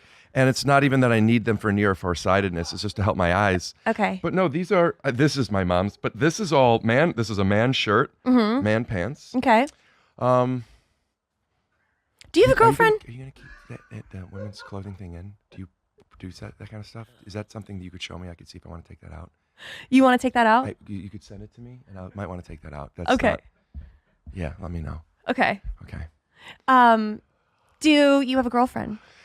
Well, I knew that we were going to get into this, and I don't really get into my personal life too much, but I will say this: this is a man's cardigan. No, I'm just kidding. I've been single for a few months, and my ex contacted me within the past week, and I'm now a little confused with what that means. And What did she say? she said, "Could you send my stuff back?" And I think that she wants me again. She said, "Could you please send me back my cardigans?" And I said, "They fit me so well." Yeah. You could take that out too if we cut out the burn, and otherwise it won't make sense. And it's a long distance relationship, and she's actually came here to visit. I saw her yesterday for the first time in a while, and I don't know what that means, but technically, I'm single. Okay. But, am I available emotionally? I don't really. Maybe we'll figure that out. Yeah. Do you have a safe word? I should have asked you that before the cardigan joke. There's not like a primary safe word that we always go to, but like you kind of set it up, kind of like when you go to a hotel and you keep your gold in the safe. It's a different combination. It depends what I'm up to. Just whatever you feel like. But establish it at the beginning. Yeah. What is Oh, your? you know what? I do have a safe. It's more of like a safe intention. Like if we're can I say having sex? Yes. If we're having fucking. You have a I cool like audience. sex. Yeah, Sex being keep I've it heard. classy in here. Penetration. Yeah, if there's intimacy, and then there's some dirty talking, like you grab my fucking balls, you grab my balls. Yeah. Then you're role playing some stuff, and it's like it gets to a point where, when you're present and you're connected, and there's really no or limited ego involved, but then sometimes something confuses you or might confuse her. There is like, wait, is this for real? Like, I guess that. Yeah. Yeah. Yeah. So, but is there a word? No, I think it's more. It's just there communication. There are It's sometimes to just- set up a word, but it's that. So she says no, and you're like, do you mean no? Like, because the safe word is when you mean no. Stop. Oh, then no, never. It never. No, I think it's safe. To me, safe words mean more so like certain other stuff that you might be talking about, role playing stuff that might make somebody jealous. Oh. And like revealing things that maybe had happened or something. see. And it's like if I say something that she doesn't like or vice versa, you might be like, I don't know if I want to be going down this route. Yeah. Yeah. It's similar to when you're doing bits with somebody and it's like bits and it's nonstop. And it's Right. like, I can't tell if you're joking or serious. In my head, you always know. You know that I know I'm joking, so you need to know. But then somebody says, hey, are we being for real right now? And then I'm like, oh, I'm so glad you said, no, Yeah. I'm not really cheating on you or whatever the kink is. So no, I guess for safe word, it's just the same as real life, just honest, transparent communication Okay. and kindness. What is your heritage? I mean, 98 point something Ashkenazi, but Eastern European, mostly Polish. Okay. Do you have Italian in your blood? I don't like to talk about other people. Oh, okay. Maybe. I read online that your mom was Italian. She was, but then she got her act Google together. lies to me all the time. Yeah, she's not Italian. No, my parents and both of their parents are all Jewish, European. When you date someone, is it important that the girl that you're dating is Jewish? Used to be. I wanted her to be Jewish. Then I tried that. And I mean this in the most disrespectful way. Then I went to no Jewish. And then I realized, I like Jewish again. Jewish, I'm already very that. And it could be a lot. And also a lot of Jewish women, at least the ones that I ended up dating, very much reminded me of my mom. And I do love my mom, but that's not what I was interested in. Then I started dating some non-Jewish people and business was good. But now I'm back to it. It would be nice, but it's not necessary. I do want to raise the kids Jewish. So if they're not religious or into it, the person that I'm seeing now that I don't know what that means, she was raised by her stepdad who's Jewish, and she wants to convert unrelated to me, and she doesn't need to. But if we ever got together, it would be like, yeah, that's fucking awesome. Yeah. Somebody to remind me when the holidays are and to tell me like when Elijah is there and what the questions are. And Right. What What do you have a type? Yeah, What's your type? it's really superficial. I mean, Go ahead. yeah, I would You assume. didn't want to say. Well, no, I think that when you have a type, like the first thing you go for is the way someone looks, right? Oh, I don't even know if that's a type. I thought type was the like looks as a part of a type, like tall, short, fat, really fat. There can be the like big a four. way, like a demeanor that a girl has. Like some people like really classy girls. Some people like Yeah. like a certain kind of fashion. Some guys like long hair. Like Yeah. you know what I mean? Like is there an aesthetic that Can you? I figure it out with you? Can I say them out loud? Because this isn't something I've ever Yeah, written let's down. go through it. I'm ready. And this is in no particular order. Maybe it seemed like a joke when I was talking about kindness before, but like when someone is sweet and nice, it's like I mean it's a requirement. Like somebody who's just very, very nice. I also have come to learn I could be pretty aggressive and do a lot of bits, but I'm very sensitive, and somebody to where I'm able to be like, you know, say my safe word. Hey, are we being serious right now? Like somebody who knows how to reassure and just like be honest. Nice tits, and it doesn't have to be in big tits, but kindness and like some tits that I could just do something with, you know. Do you like boobs over butt? That's Outkast? Is that an Outkast song? I don't know. Is it? I'm thinking of Bombs Over Baghdad. I like. I think it was the same. I think my boobs and butt thing went the same with my preference to Jewish or not. It used to be Jewish, so yes, obviously big tits. My respect to Jewish women. Then it went to non-Jews, so it was butt. Yeah. And now it's back to. Well, now after you've played with both, which one do you like more? I guess like, I mean, butt, because butt you could have even when you're not hungry, you know, like butt is, it doesn't matter what mood you're in. You see a nice butt and Yeah. you're just like that. And also a butt is something I feel like you could, I don't know, it just doesn't feel as intimate. A butt? Yeah. What do you mean? Like if you squeeze a girl's butt or you slap it, it's like more fun? It is. No, I'm saying just like walking around, we're walking around. Okay. We're doing our thing. Yeah. You know. I'm cooking.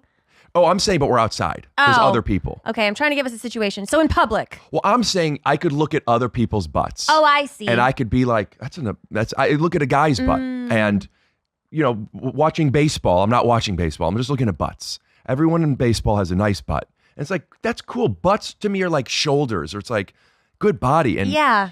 I feel like you could work on your butt, and like you could earn a butt. Yeah. Does that make sense? Yes, it does. You can't like Yeah. earn tits. You can Yeah. just, you either grow them or you buy them. Yeah, You're but born with them. You don't grow them, I guess. You know, I both. heard someone when I was younger told me that if you drink a lot of pickle juice, it would make your your tits tits grow. bigger. It's true, but you have to do it in your formative. You do. It has to be before puberty. Yeah. It helps the pH balance and the estrogen release. It also helped before Google. Because once Google came out, I Googled everything and I was like, that's a lie. Right, but you still thought my mother was Italian. I did. I mean, and I also know now that's a lie. Let's get into our main course questions. How old were you when you lost your virginity? 17 today. Underwear drawers are like the Wild West of wardrobes. There's no rhyme or reason to them. Anything goes. You've got pairs from 3 birthdays and 2 Christmases ago, pairs from 5 different brands with 5 different fits. I mean, when you open that drawer every morning, you have no idea what to expect. Now that I've felt the buttery soft comfort of Me Undies, my other pairs have got to go because Me Undies is all I reach for. I'm hooked. And honestly, I feel off if I try to wear anything else. My favorite pair of Me Undies is an all black granny panty pair because that's my personal preference. And they're so soft and they have this really pretty lace top and I wear them every night. So from all black classics to fun, expressive prints, Me Undies has a look for everyone. Plus, they come in all sizes from extra small to 4XL, guaranteeing a flattering cut for every body. Not happy with your first pair of undies? It's on Me Undies. Get 20% off your first order, plus free shipping at meundies.com/firstdate. That's meundies.com/firstdate for 20% off plus free shipping. Me Undies, comfort from the outside in. How old are you? 23. No, you're not. Mhm. Are you being for real? That's my safe word, right? That's where I like. 52. No. I'm 39. 39. Yeah. I'm 36. Happy birthday. Thank you. Yeah. I have come to be more honest about Pun my intended. age. I've lost my virginity in June of 2002, and I can't tell if you're being serious. I'm being serious. I remember dates of everything. See, this is why I asked for a safe word. Okay, so are you being serious is our safe word. Okay. Yes. However, if you start throwing it around the way you throw around, I'm not gonna want to always be like, I want to know the truth. okay, Rick. the truth is I didn't really want you to edit this out. I didn't really care about It's that. gonna stay in. Send it to me. And I lost it in June of 2002. I was Okay. 17. All right. Where? The pussy. Where were you? Oh, I was at her house Okay. in her bedroom. Did you have TV on, music on? Was it totally spontaneous? Was she She's the first alert? girl I ever kissed. Oh. I was the first guy she ever kissed. And I was very, very scared just to even kiss her. Because I knew we liked each other already. And then it was months before we kissed. And I didn't know how to kiss. And I remember this vividly, but I talk about this on stage now. And I don't want to be running bits here. But I'll say a small part of it is I bought a book because I didn't know how. And the book was on how to do other stuff. But I was just so scared. I'm like, well, I can't kiss her now because she thinks I still have this thing where before I kiss a girl, I think that if I don't kiss her, she's gonna think I'm projecting this, but I'm scared, I'm a loser, whatever it is. He doesn't know how to kiss, so I'm just I'm very in my head about going in for that first kiss. And I remember we liked each other. She told me she liked me. We went to prom together, and after prom, I remember we fell asleep in the same chair. But so no, I guess technically my first kiss, she wasn't alert. She was asleep, but I just kissed the top of her head. And I remember thinking, I just kissed the top of her while we were sleeping, and I didn't want to wake her up because I was scared. She's like, "Don't kiss me," and I kissed her, but she said she liked me, and I kissed her, and there wasn't a mirror, but I'm confident. I remember my face. I went, and I just remember that was my first kiss, and and now I don't know. It doesn't have that same type of kissing a head doesn't have that same thing to me, but I'm still very scared for a first kiss. Yeah. How do you ask a girl out? Very direct. Yeah. Depends. It would be whatever I'm feeling in that moment. I want to I over communicate, and I've gotten good at trimming the fat, but I reveal. I remember I went to Disneyland. I was 9. And I went with my mom was there, and the family friend and their kid. And the kid, his mom, and I went to the bathroom. And as I'm going to the bathroom, I'm 9, and I'm pulling down my pants. Can I say that? That's fine. Mm-hmm. I'm pulling down my pants. And I was picturing his mom pulling down her pants. Nothing sexual, I don't think, but just, I'm like, oh no. And I went and I told my mom, I said, I don't want to say her name, but I pictured her naked. Is that okay? And she said, she said, yeah, that's okay. And I want you to know that if you want to tell me something, you could tell me anything and feel safe. You could tell me anything all the time, but also it's okay to not tell people stuff. But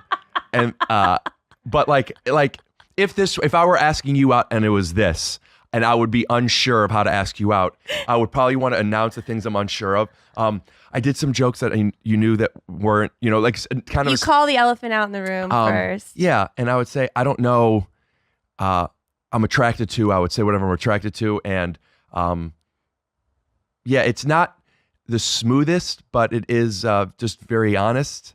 And I also feel like by that you kind of get a good read, because one of my fears, and this is the fear with going in for the first kiss, is if you're just going in just a little kiss or for 2-3 seconds, if you didn't want to kiss me, there would be a decent chance, whatever, I'll just kiss him to avoid the weird thing. It's not that big of a deal to just, all right, good night, instead of being like, get the fuck away from me. Get the fuck away from me. So I'm like, no, she kissed me, but that's not data. I'm not getting anything out of this. Did she want to do that? So I need to know. Did you want to kiss me? Did you? Because if not, I could take that. That would be a great follow-up text. Yeah. You leave, you're in your car on the way home, and you're like, just curious, did you want? Yeah. That There would were a be lot of really bits. funny. Yeah. What? Where my jokes come from is from a place, not specifically with girls, but from a place of either worried that I'll be misunderstood or me not understanding the other person. Yeah. And just trying to find some bits to play with, like, to help. So, hey, if we're joking around, we could be honest in the jokes, you know? Yeah. What is the longest you've been in a relationship? I've been in a couple for close to 3 years, but I don't think ever more than that. When you're in a relationship with someone and the sex starts to slow down, how long does it before it becomes like a red flag? You know, my last couple relationships were both long distance. One, Why is that your thing?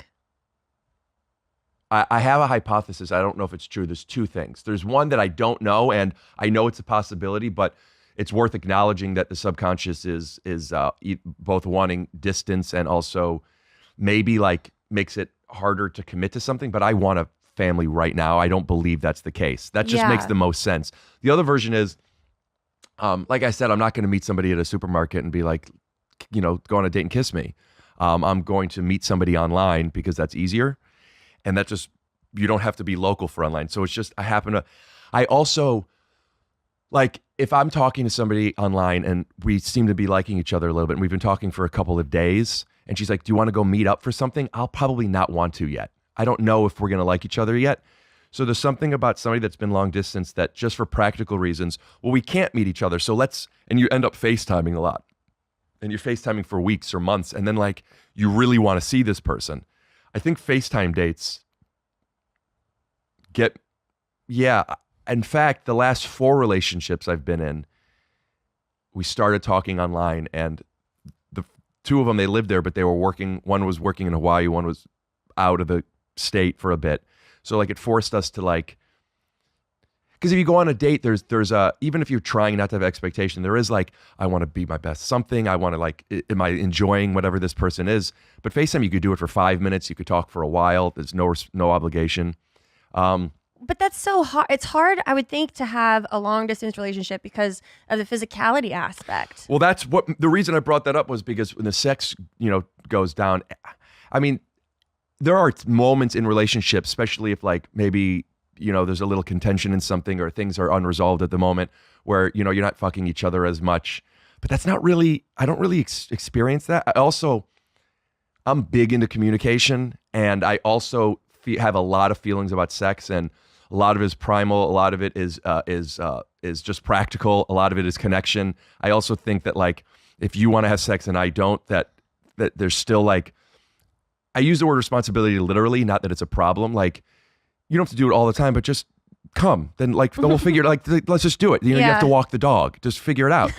And then once you're doing it and once you're hard and you're like, you're going to enjoy it, you know? So I'm also, it's just like, hey, we haven't fucked in like, we got to just fuck each other. Yeah. You know, like kind of, it seems a little clinical, but then you start doing it and it's like, yeah, give me a fucking. So how long until I haven't really like a week? Oh, yeah, I don't want to go a week. I mean, I've gone a week. I don't know if I've gone a week. So then what do you do with long distance? Oh, yeah, but I'm saying when we're together. How do you get a girl who's long distance to come together? Does she move for you? Are you asking how to get her to climax together or how to come to visit me? How to come to visit you? We visit each other. Do you travel a lot? I travel. Yeah. I travel. Do you so you primarily date online? There's a for some reason, I don't feel defensive, but that doesn't sound right. It's not like I'm on dating sites looking at date, but I guess I've met them online. I've met on Instagram and Twitter, and like doing bits with people, and then it's like, oh, we're doing bits. Yeah. Also, I think when we're talking about what your type, which we didn't get into, we could go back to, doesn't matter, but like bits, like if she thinks I'm funny or I think she's funny, you got it. Like, I'm also recently got into bits during sex, which was something I never did. Because also people think I'm always on, and like I want to like not, and that's not my go-to. What's like a bit during sex? I'm so like, but this is what this show is. I just like revealing certain things about my personal life. I don't know. I'm just catching myself feeling a certain boundary and not wanting to say at least a particular person. But doing voice, like Voices? my whatever this person is right now, she's just really good at voices. And also, I don't know if people would refer to some of the voices as a bit racist. But like there's this, and it's such a funny voice. Okay. And doing it, and she did it as a joke, and it made me laugh. But then also, it kind of got into role playing a little bit. But like it's also like cartoon voice of it. You know what I mean? It's like, and then she was like moaning in that voice, and it was making me laugh so hard, but it was also turning me on because it's so good that it felt like it was somebody else. I was laughing so hard, and I was so turned on. And it opened this door to like, are we doing bit? Like there's bits also to do like tension shit like you do it and then something happens and you do a bit, you get a laugh and then like, let me go back in, I'm going back in. But like, yeah, but doing bits online where it's like, I also feel very seen. Like if when you know I'm joking, or if I could say it's a joke and you get it and you develop that shorthand, I feel very seen. So like just doing it back, man, I'm talking. Yes. There was a moment where you made a joke about this, and I was pretending I was upset. Right. And then I didn't say I wasn't, and then whatever, it's just a joke. I'm sure people know I'm joking. But then I did another joke, and then you just either weren't listening to me, or not that you needed to laugh, but it didn't connect. And then I felt like, oh, did she think that I was serious about that other thing? So I made a point to make a joke about the cardigan being the mom's thing. Like I made a point because I didn't want to say to you, I was just joking, but I also needed you to know because I wanted to develop a shorthand with you. So like when bits miss, like we got to fucking figure it out or I ain't getting hard. I've never been softer than that second joke when you're like, huh? You could have pulled your shirt down and been like, I'm doing bits. See me. Okay. But yeah, I guess also, I like tall. I like a tall girl. Not necessary, but when you hug her and she fits, Yeah. Well, I can honestly say I've never done a bit while having sex, but I have put on accents in different countries when I'm... Do you have any funny Asian accents I could hear? No, not Asian. Because when I'm eating a girl out and she's doing an Asian accent, I want to eat her out again 30 minutes later. Yeah. No Asian. I've done English, done a little Spanish, done Italian, and it depends. I should introduce you to my mother. You said she wasn't Italian. Unrelated. Okay. My mom, I'm saying she's unrelated. Maybe we're not connecting all the bits, but we're fun. We're having fun. That's all right. You're not into puns. I do like puns. Prove it. Well, give me a good one. Give me a good one. Yeah. You ain't a pun chick. Believe me. Okay, I do believe you. Here's by the way where I would know not to go in for a first kiss. Well, but I'd ask. I mean, I feel like I'm so nice I would still give you the first kiss. See, and that's not nice. That's people pleasing. I would, but if you don't want to kiss me, and by the way, I'm talking to all your young women audience too. If you don't want to kiss him, tough shit. Be nice. I'd kiss you, but it'd be a great story for my friends later. Oh, you would make fun of me and you'd be like, but I kissed him? No, I wouldn't make fun of you. What if you didn't want to kiss because like this guy said I don't like puns and then you... I'm very good at dodging a first kiss. Like I would just like lightly on the cheek and go. What's an example of bad at dodging? Because that feels very Well, obvious. if you're not good at dodging, then you take the kiss. Gotcha. But I mean, I feel like I would never go out with someone that I couldn't at least didn't intend on at least having a kiss with. Do you think that's common? As opposed to like, well, I have to see how it goes. I mean, I wouldn't go out with someone that I was just not attracted to.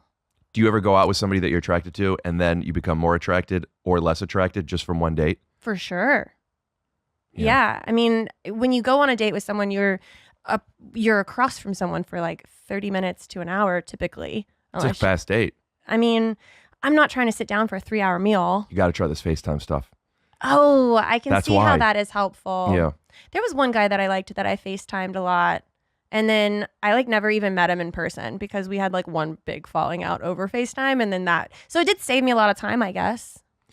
What was the falling out? Um, Say something bad or just not I'm connecting? trying to think of what it was. I think it was my fault. I had probably had too much alcohol. And when I drink a lot, I get very mean. Dude, that's why do girls? I'm a dick. Like, and it's not good. And I'm not proud of it. And I have said things that I really regret. And I've done things that I really regret when I am drunk. And I have learned about myself that I need to dial it fucking back if I really like someone. But it's hard when I like to also let myself go, you know? You should do some of these podcasts with that theme and just get plastered for it. And then call it, this episode is I'm a bitch. Yeah. And then you could watch, because I've learned so much from editing myself and watching myself on the podcast, and to see yourself in it, it might like. I would lose my entire audience. You think so? I am not a nice person. Oh. Yeah, I'm mean. Don't you know what mean is? I'm mean. Mean. Yeah. For my dessert question, what is the sweetest thing that you have ever done for a significant other or partner? Man, that's so contextualized, right? I bought my ex a house. You did? No. Of course not. The sweetest thing, I understand it's a question just to bring something creative out and hear something, but it's so hyperbolic, but I don't know, because then it would, what's the sweetest thing? Do you consider yourself romantic? Yeah, like, I feel like I have an analogy for you. I came up stand up in clubs, but people refer to me as an alt comic, but I wasn't doing the alt rooms. Does that make sense? Mm-hmm. As far as my romance is concerned, yeah, maybe in the alt space, but it feels traditional to me. Like, I don't. If we're on a date and we're walking to my car and I'm driving and I'm on the passenger, if we're coming from the driver's side, I'm not going to go around, open your door. Oh, why? Because could you not get it? What? Could you get it? Could you open your door? I mean, I could. Perfect. But I am going to be very thoughtful with other things, like things that are practical. Whoa. Okay, so if I can do something for myself, then you don't feel you need to do it. I feel that by me opening the door for you, I'm being sincere when I say this, it feels manipulative. It feels like I'm only doing this to show you, look at how good of a guy I am. I'm getting the door for you. But it feels silly to me.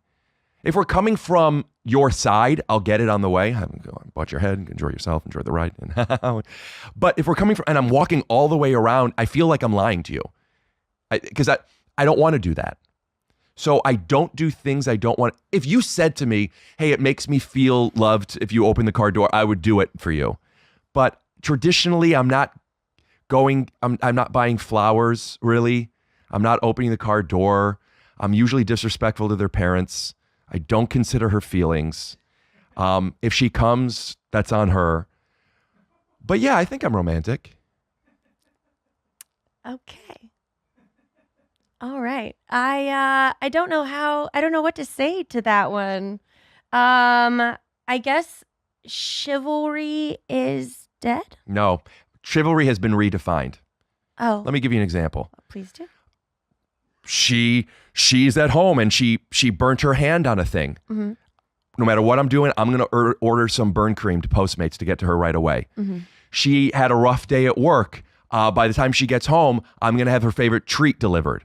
If I'm with her and she's somewhere out and I'm maybe going to go drive there or Uber there to meet her so I could drive back with her.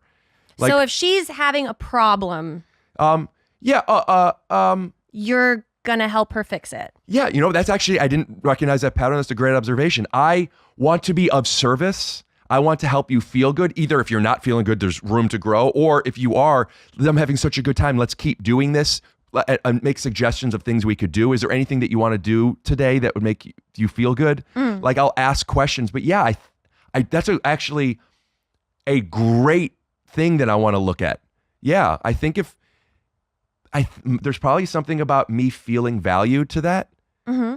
Feeling like a really like connected on something with that. Yeah, I think I'm glad we had a breakthrough. Yeah, I because all those examples were, oh, you need something. Yeah. Yeah, I think if you need something, I want to be able to. I want to be able to be there for you. Right. But and that's actually you don't need me to get the door. I mean, I'm just telling you my mindset. Yeah, but you don't need that. But it's just because a girl doesn't need something doesn't mean it's not nice to do. absolutely there are nice things I do just because you don't need it. But I'm saying that doesn't feel practical to me. Right. Like, but yeah, I don't know. It's something for me, absolutely to think about. I guess.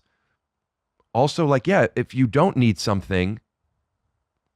I don't want to go too long. I'm taking the word need as literal right now, and I just realized that. But like, because everybody needs to laugh, everybody needs to feel good, everybody needs to decompress. So like, if I could be part of that, even if you're not in a bad mood, but yeah. Okay. But opening the car door for a girl, I always found to be a little bit. I feel like I'm lying. Yeah. Well, there's also never a girl in town for you to open a door for. Well, after we FaceTime for a couple months, we'll visit each other. Yeah. Yeah. Where can people find you? At Rick Glassman on Things, Take Your Shoes Off podcast. Thank you for having me. Of course. Thank you for coming on. Thank you guys so much for watching another episode.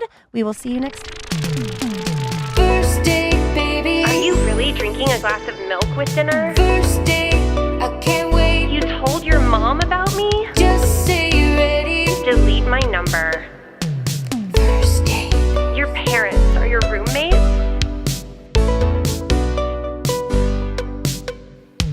First date. I'm so excited to see you tonight. First date, baby. First date, I can't wait. First date.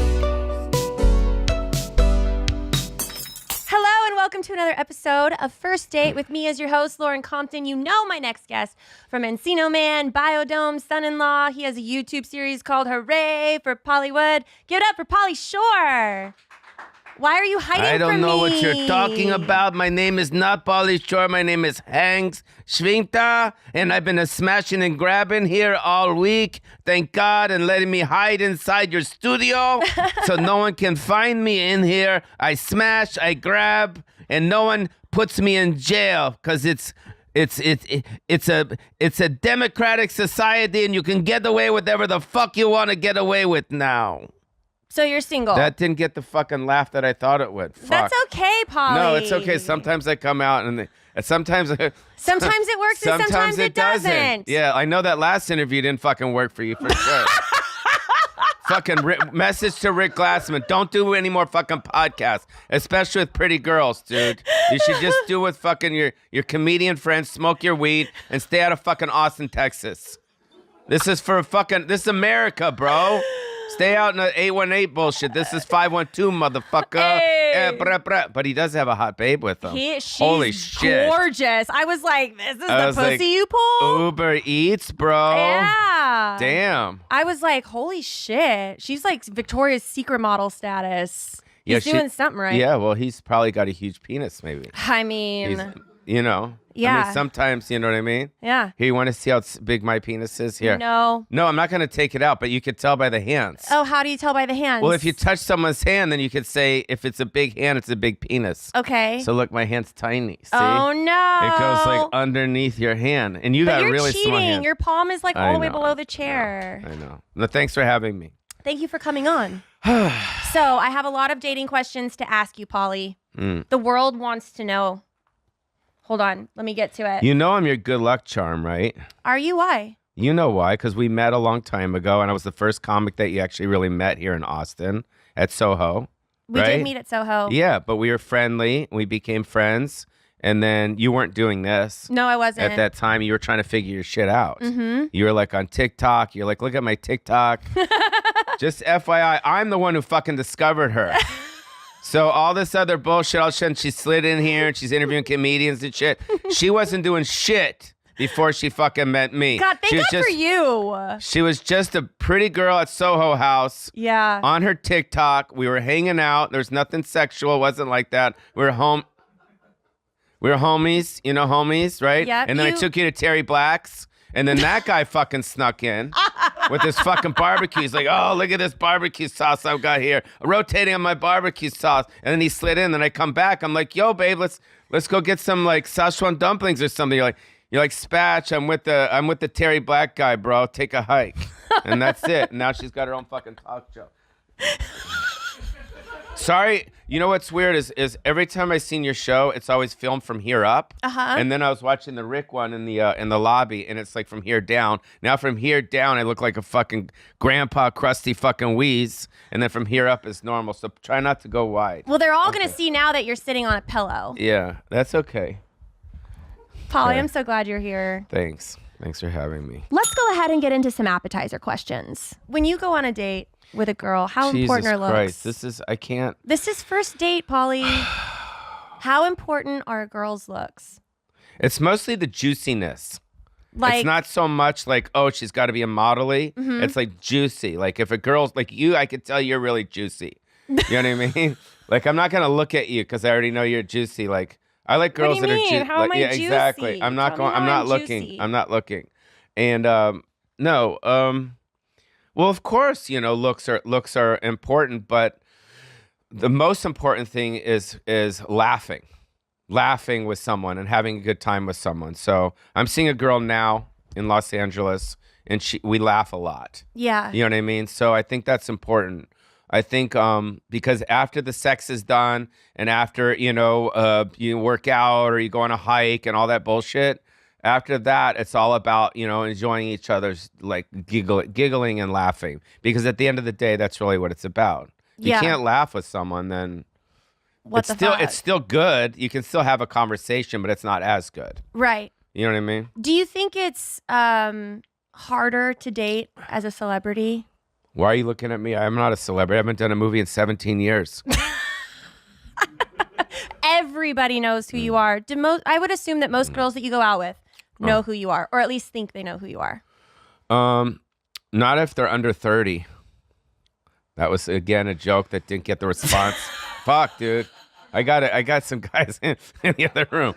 No, it's a very interesting thing, and I'd have to really, really take like good long beats and breaths to really respond properly to that. Yeah. And I don't think we have time because it's difficult and it's not difficult at the same time. You know what I mean? Like, okay, let me ask myself the question. So is the reason why I have a 2-inch penis is because I was born in Yugoslavia was the question? Was that Close. Oh, that was a Rick response. Rick Glassman response. Oh my God. God, I would hate for you to have to follow all my guests. Yeah. You would just roast the shit out of them. No. Yeah, it's part of the reason why I've been single for so long.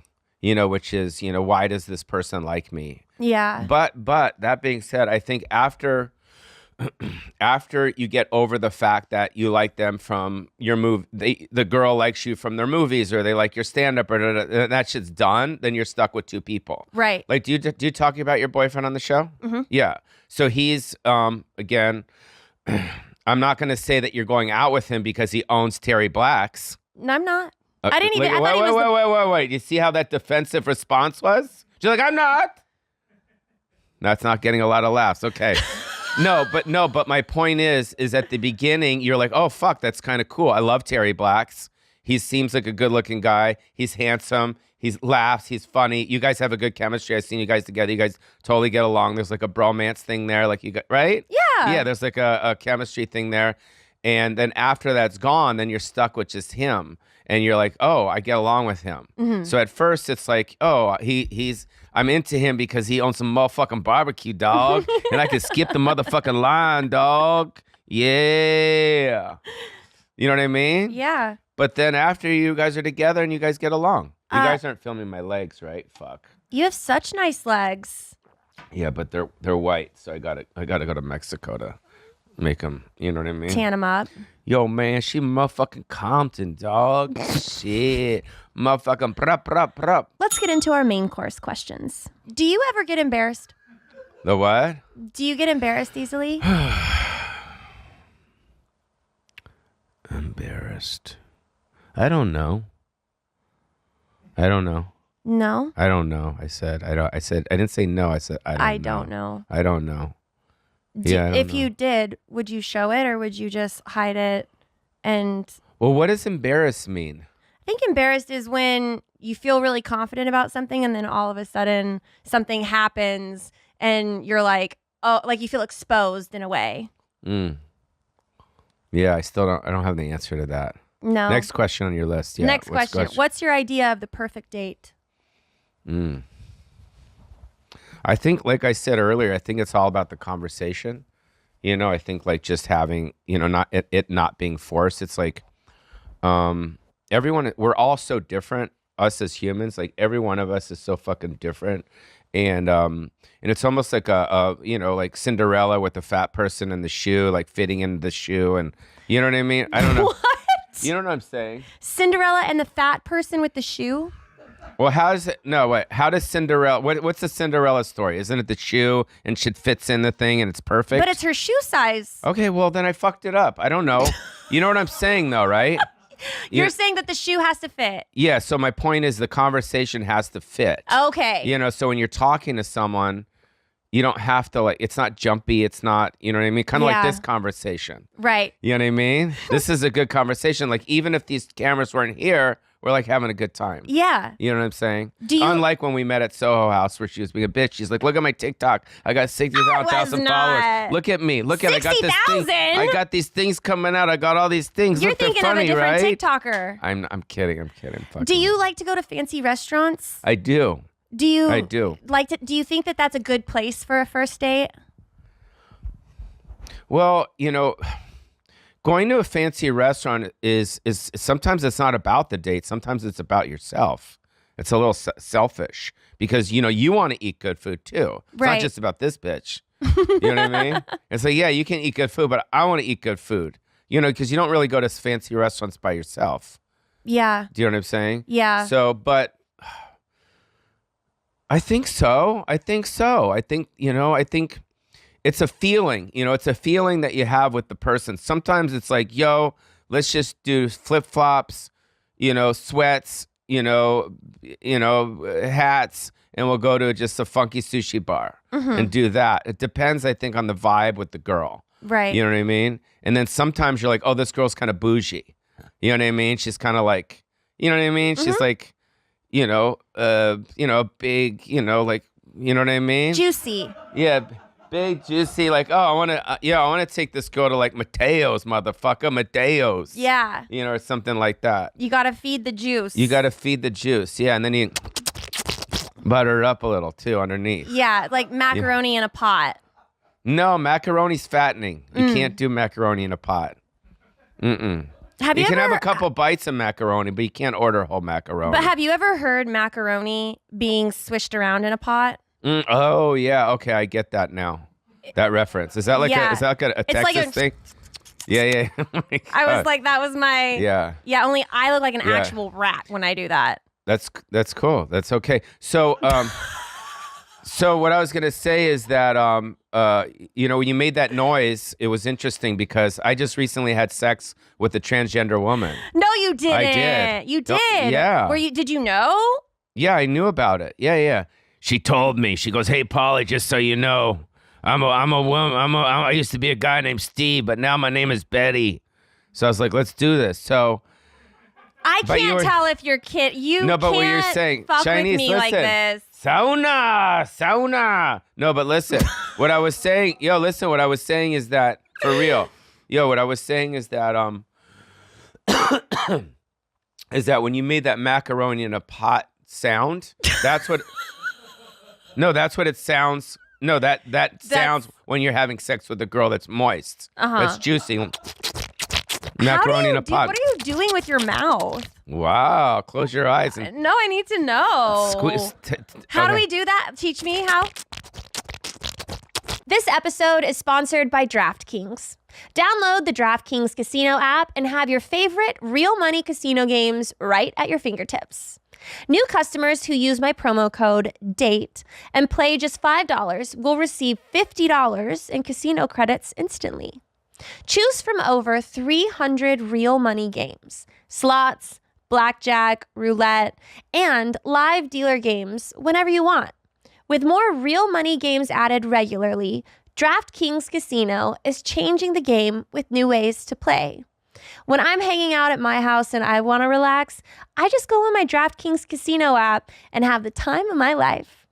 DraftKings Casino has awarded over $100 million in jackpot winnings. If DraftKings Casino isn't yet available in your state, check out DraftKings Daily Fantasy app, where you will have a shot at winning cash prizes all season long. And rest assured, DraftKings is safe, secure, and reliable. Head to the DraftKings Casino app right now. Sign up using promo code DATE. Play just $5 and instantly receive $50 in casino credits. Move your hands. I want to see what you're doing with your mouth. Do it. I'll do the weasel too. You know, remember the weasel thing? No, that you're sucking it in. Oh, It's you're supposed blowing to out? This is turning into like an ASMR podcast. AS what? What's an ASMR? Is that a Persian thing? ASMR? Is that like a ASMR, Saudi Arabian thing? That's when it's just, no, it's when it's just all sounds. Oh, okay. So listen, so what I was saying about having sex with this transgender woman that I recently had sex with. So Did you really? yes. So listen, when you have sex with a normal woman, what happens is you put it in, it's like the macaroni, like you were saying. But when I had sex with a transgender woman, because the vagina is man-made. It's a man-made vagina. You know that, right? Like someone made it. What are you talking about? I'm talking about the surgery. The surgery is a surgery. With a transgender person. Yes, with a transgender woman. Is man-made. The vagina is man-made. Yeah. Yeah, like a doctor does Okay. it. Yeah, Mhm. yeah. So we're clear on that, Yes, right? yes. Uh-huh. And so when I had sex with her, it was weird because wait, I got to burp 1 sec. Sorry, I just had some Terry Blacks. Chinese, I just had some Terry Blacks. Sauna. So listen, so I had sex with a transgender woman. Chinese, listen, I had sex with a transgender woman. Polly, I am listening. I am listening. Okay, so you had sex with I'm listening. Okay. Okay, sorry. She's getting uneasy. She wants to know No, what it is. just get to the thing. Get to the thing. All right. So I had sex with a transgender woman, and when I put it in, it made that macaroni, Yes. or that was it the macaroni noise? Macaroni in a pot. But it also went bzz bzz bzz brrrr, pa pa pa pa brow. Because there was weird shit in there because they man-made it. There was some like weird other You things. were getting through scar tissue. Yes, that's what I'm saying. And it was weird scar tissue, and there was like a thing that was under it going like this, and it was it was like literally the best orgasm I ever had. It's like, you know how they say once you go black, you don't go back? Uh-huh. Once you go trans, you don't go back either. Really? So I'm not going to have sex with any more just normal women. Okay. Only trans, because it's the best vagina in the world. A man-made pussy is better than a normal pussy. What do you want from me? Next question. Next question. Let's get on with this show. I was gonna say, have the qualities that you're looking for in a partner changed over the years, but it sounds like they have. Yes, they have. Yeah. It sounds like all the qualities have changed more. Well, because of this new kind of frontier and this new kind of renaissance of the world. Like for instance, like I'm also on Bumble. You know the dating app Bumble. Really? Why are you getting so? Because that like was me. Hinge is the new one. Okay, well I'm Bumble's- old school. I go old school. People go on Bumble to make friends. Okay. Anyways, so what I'm trying to say is that I'm on Bumble, and if you guys watching know anything about Bumble, the woman chooses you. So I've been having a lot of black girls that have been choosing me, and I didn't know that. Like my whole life, I didn't know black girls liked me. Like my whole life, I've been picking up on the skanky white hoes. Yeah. Meanwhile, I left a lot of Shaniquas on the table. I mean, Oh. the juiciness that you have left on the table. And I could have gotten them pregnant by now. We'd have a little Stephen Curry, Bruno Mars, Barack Obama babies by now. Do you want to be a dad? I'm doing these great bits, and she's just fucking not laughing. I and am ignoring 'em. laughing on No. the inside. I was just doing some of my material. Sorry, no more of that. Do you want to be a dad? How do you feel about fatherhood? Is it for you? I have a dog. I have my dog Buster, and I love my dog Buster. And to answer your question, I think so. I think it would be cool. Yeah. And I think it would bring a joy. It would bring a joy to me that is unconditional, and I think it would be just beautiful. When you have a girlfriend, how do you show her that you love her? I think it's just in my the way I'm being with her. You know, it's not like, oh, here's a physical, here's, a ring, or here's, it's almost like it's just, I don't know. It's just kind of like an unspoken feeling. Yeah. An unspoken feeling that you feel that, that there, but I haven't had a girlfriend in a long time. It's been a while. I Well, had you a might girlfriend. have a boyfriend. Yeah, I was just kidding about the trans thing, obviously. But it was just a bit I was doing. It was a good bit. I liked it. Okay. How Better than Rick Glassman's fucking bits. Jesus Christ. you could snatch his bitch. Oh yeah, right. What's he gonna do with her? Meanwhile, we're talking about this, and he's fucking he's at the Thompson Hotel doing his He's thing. just trying on her clothes. Yeah.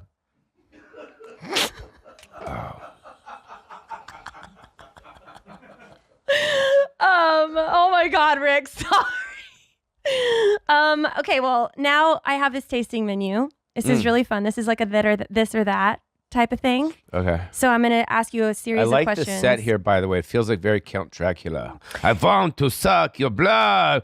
You know? Okay. Oh. I really wanted like Or- a speakeasy vibe. Polly, don't deter me. This is the tasting menu. It's this or that. Are you ready? First thing that comes to mind. Copy. Mohawk or mullet? So I have to choose one or the other? That's what this or that is. Yeah, okay. Copy. Mohawk or mullet? Mullet. Boxers or briefs? When it comes to sleeping or when it comes to like going out I in knew the day? this was going to be your vibe. Just answer the question off the top of your head. Okay, boxers. Spearmint or peppermint? Spearmint rhino. That's the best answer yet on that one. Sauna. Okay. Do we like... She's like, okay. She's like, okay. Pineapple on your pizza? No. Thank God. Favorite position? Scissors. Manicure or pedicure? Toes. Pedicure. Favorite car? Mini Cooper. No, it's not. Yeah, it is. It's great. Why? Because I live in LA and everywhere you go is a fucking compact parking. You're so Austin Powers. iPhone or Android? iPhone. Best music to have sex to? Luther Vandross. Love on the motherfucking rocks. No, I'd have to say Sade, of course. Oh my God. You play some old school Sade, it's fucking dungy. I don't even know what that is. Fuck, dude. Do I need to know what that Oh is? my God, right? Sade. Play some Sade for her right now. Your love is king. La na na na na. Your love is king. Ruler of the pot. Your kiss is real. Down and down and down you go. Touching the very part of me. Making myself sing. Trying very hard of me. Your love is king. Okay. Listen to it with your dude. He'll like it. Will he? Yeah, he will. I'll see what he says. Yeah, And then I'll get back to you. Sade. Yeah. Oldest thing in your fridge right now? Probably some champagne or something. Whoa. Yeah, I don't really drink a lot, so it just kind of sits there. Okay. I like that though. Yours, see, that's the first fridge I've wanted to raid. We understand. Usually people are like, Yeah. cheese. Oh.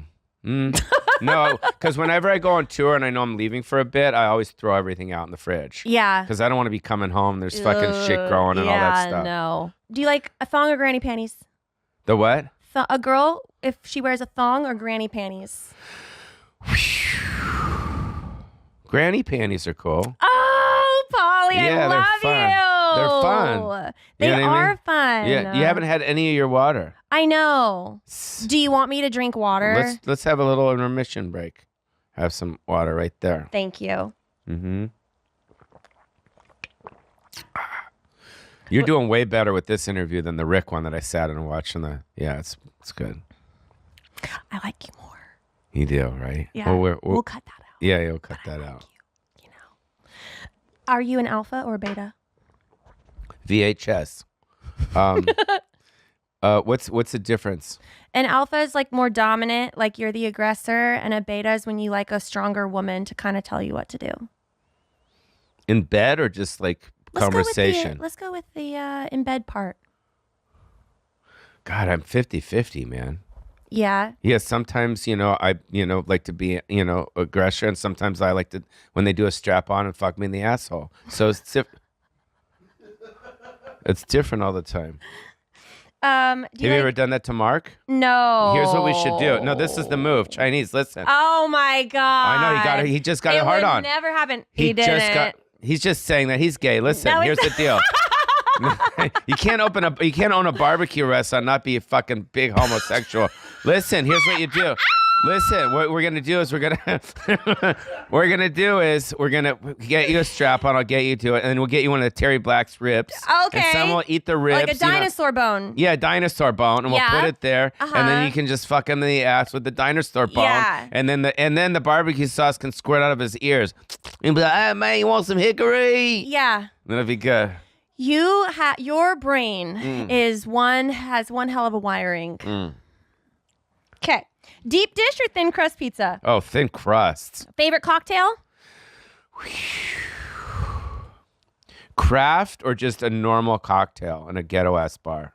Let's go with like the ghetto ass bar. I'd have to say Red Bull, vodka, splash of crayon. Let me say that again. Red Bull, vodka, splash of crayon. with like a lemon or a lime. Okay. That's good. Cheez-Its or Goldfish? Goldfish, Star Wars or Harry Potter? hairy vagina, Botox or wrinkles? probably wrinkles. Lights on or off? Off. Ghosts or aliens? Ghosts or aliens? Probably aliens, because I'm part of the mothership. We're going up to the mothership. He's taking us all. We're in a cult. We're in the Joe Rogan cult, and you come here, you interview his cult members, and after we get off, you message him. We go, "We got another one, Joe. We got another one," and we're all gonna go up to the top of the, thing, and we're gonna have some Terry Blacks up there, Oh my God. and we're gonna get It that is true. dinosaur. He caters bone. the mothership all the time. I know. Coffee or tea? Coffee. Introvert or extrovert? What's the difference? An introvert is when you recharge your battery by being alone at home, and an extrovert is when you actually get energy from other people being out. Man. Well, I think I feel that's like a you're 50. both. Yeah, 50-50. You know yeah. what's weird Yeah, is I've never 50-50. met anyone that I really truly feel is both, but I would say that knowing you now for how long I've known you, you're probably actually both. Yeah. I'm going to answer that for you. Yeah, no, definitely. Do you prefer the East Coast or the West Coast? I mean, they're both fantastic, but I mean, I'm born and raised in the West Coast. Yeah, so, you're West Coast. Yeah. Favorite and it's just, flowers? it's kind of like healthier out there. Yeah? Yeah, well, the East Coast is very, except for if you're down in Florida where, you can Right. go on the beach and run around and you're eeny, weeny, teeny, meeny, toka, pucka, polka tot, Bikini. polka tot bikini. But, yeah, West Coast. Favorite flowers? Roses. Hair up or down on a girl? Either. Sweet or savory? Savory. Leather or lace? Lace. Shower or bath? Bath. I knew you were going to say that. Mm. Do you like the bath bombs or Epsom salts? Yes. Yeah. Yeah. Are you a morning bird or a night owl? Morning. Really? I get up early, yeah. What time do you typically wake up? Well, usually I'll get up in the middle of the night. I'll take a pee. Then I'll try to go back to sleep. Sometimes I don't because I think of different things. Sometimes you can't. Couldn't relate more. Yeah, you know what I mean? Sometimes Yeah. you just can't turn it off. And you don't want to do Xanax. And you don't want to do... No, you don't. No, I know. I didn't mean to laugh. Fucked. It's just no, it's true because fucked. then you're done. Then Yeah, you're 'cause the asleep next day for the you're next fucking- 5 more hours. No, it's not even that. You're Oh. just groggy the next day. Really? It doesn't gotta- do that to me. Really? No. Oh, so she's a fucking drug addict. We That's found not out. true. Yes, Your Honor, she's a drug addict. No, but I used to have crazy anxiety and I would take Xanax and it would just make me take a nap. But I don't have anxiety anymore. Why? How? I don't know. It just sort of I stopped stressing about Thinking shit of- I couldn't overthinking about, control. yeah. And I started working on things that I could control. I Yeah. shifted. Yeah, it's it's definitely gotten worse for me as I've gotten older, and I'm trying. I did ayahuasca like a month ago, and I'm trying to let go, and a lot of it is some sadness, some, just different things. And, I miss my parents. You know what I mean? I miss my parents a lot. And it's hard. And I've said this in my act, that there's two types of lives. There's a life when your parents are in it, and there's a life when your parents are not in it, and they're completely different lives. And you can walk around like chipper and da-da-da-da, but there's like a heaviness and a sadness that, I carry, that it's hard to just like walk away from. Yeah. It's fucking weird. And it's heavy because I was so close with my mom, and I was so close with my dad, and they're not here anymore. So it's, you know what I mean? Yeah. But so that's part of it. And I don't know. But then, it's important, it's important for us in our lives to think about what we have, not what we don't have. So I try to shift into that space, which is like, hey, I got all these other things, but That's what I mean with my Yeah. anxiety is I Yeah. stopped worrying about things instead of like what I have or don't have, it was things that I couldn't control and things that I can control. yeah. I have to learn how to let go of the things that I can't control because I know that I can never. What's the point in worrying? It's like taking an umbrella everywhere and like hoping it doesn't rain. Like if it rains, you might just get wet. Right. Yeah, and that's been our therapy session, you guys. So if you want to Thank you join for coming us, to my TED Talk. please come to My dessert question. yeah. I'm sorry, you were going to finish your thought, but I thought maybe not. Okay. No. I was gonna say one more thing, just because we're in a kind of a self-help place, because we're all going through it. Yeah. Every one of us is, even the fucking crusty dudes in the fucking booth right there. What are your guys? You guys come in here, because no one ever gives you No, guys they're credit. working, Polly. They They can hear can't you. just come in here. Nope, they can't. Okay. For my Yeah. dessert question, I'm going to switch this up. So for a best friend, let's say that your best friend gets rejected from asking out a girl. How Okay, do so your best friend your best friend calls you up and says, "Yo, I asked to go and out with she this girl." rejected me? What's your advice to give to someone who gets rejected? I'd say a no is a yes. Like you dodged a bullet? Yes, a no is a yes. You know what I mean? And Keep pursuing? not her. Right. No, because in life you don't want to be in relationships with people that don't want to be in a relationship with you. True. And I think that's like the most important advice for all of us is whether it's business or whether it's a relationship or whether it's your homies or whatever.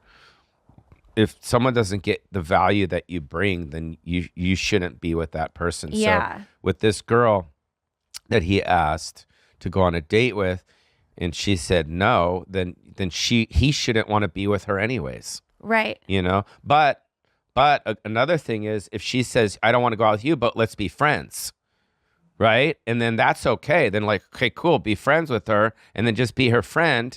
And then what happens is you guys go out, and then other chicks see you with her, and then what happens is they think, oh my God, why the fuck is this guy with her? And then you get to fuck this girl, and all of a sudden the girl that just said you're friend, next thing you know, you're doing a strap on, and you got some fucking dinosaur bones, and you're putting it in her fucking earlobe. Yeah. So it's like it all can work out too. Right. You can flip it around on her. Yeah. Does that make sense? Do you think that guys want to be friends with girls that reject them though, and they're like, I just think that we would be better friends?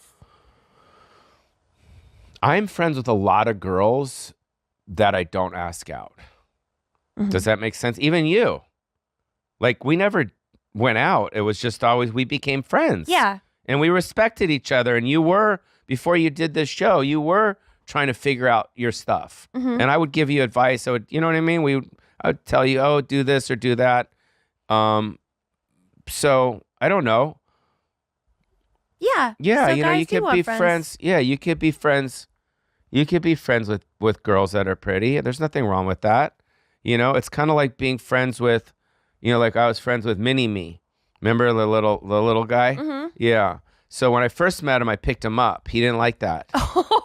No, he didn't like that because he wanted to be treated like a normal person. Yeah. Just like a pretty girl wants to be treated like a normal person. Yeah. And then after that, I was like, you know what? I'm just going to treat, like, I'm going to be talking to you. I'm going to be talking to you, and I'm going to be speaking to you like a human and try to get the fact off that you're fucking 2 feet tall. Just like I'm speaking to you, and you got big boobs just kind of hanging out there, which because your editor shoots it right here, and I'm looking at your eyes the whole time. I'm just cropping it like that. Yeah. Do you know what I'm saying? Yeah. So I'm just speaking to you like, just your... Just your head. You know what I mean? I'm not speaking from here down. Yeah, you're looking at my eyeballs. Yeah. So, but yeah, because at the end of the day, it doesn't matter what's out here. It's about here, and it's like if you just speak normal to a person and you don't, because pretty girls are probably so sick of guys always going, like you probably get a lot of guys on your or not on your DMs, but sending you like comments and because you're so pretty and you have like, you know, you glow and blah blah blah, and do you know what I'm saying? I love you to death. But Thank you know you. what I know do. what I'm saying. Thank you. When are we gonna start the interview? Oh, we're finished.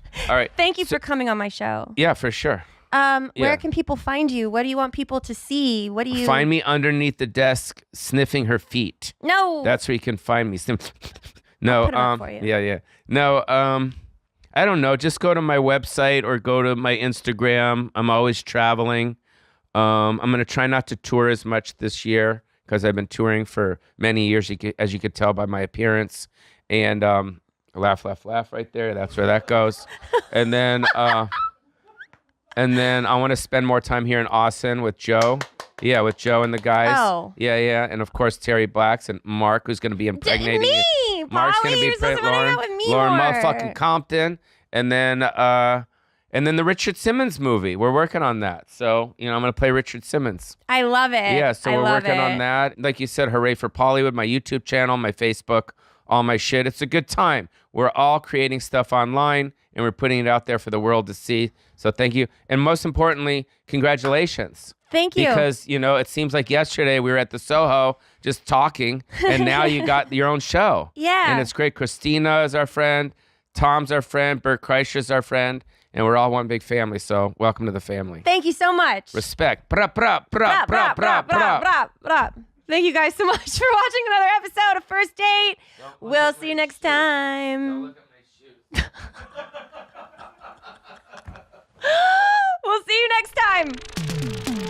First date, baby. Are you really drinking a glass of milk with dinner?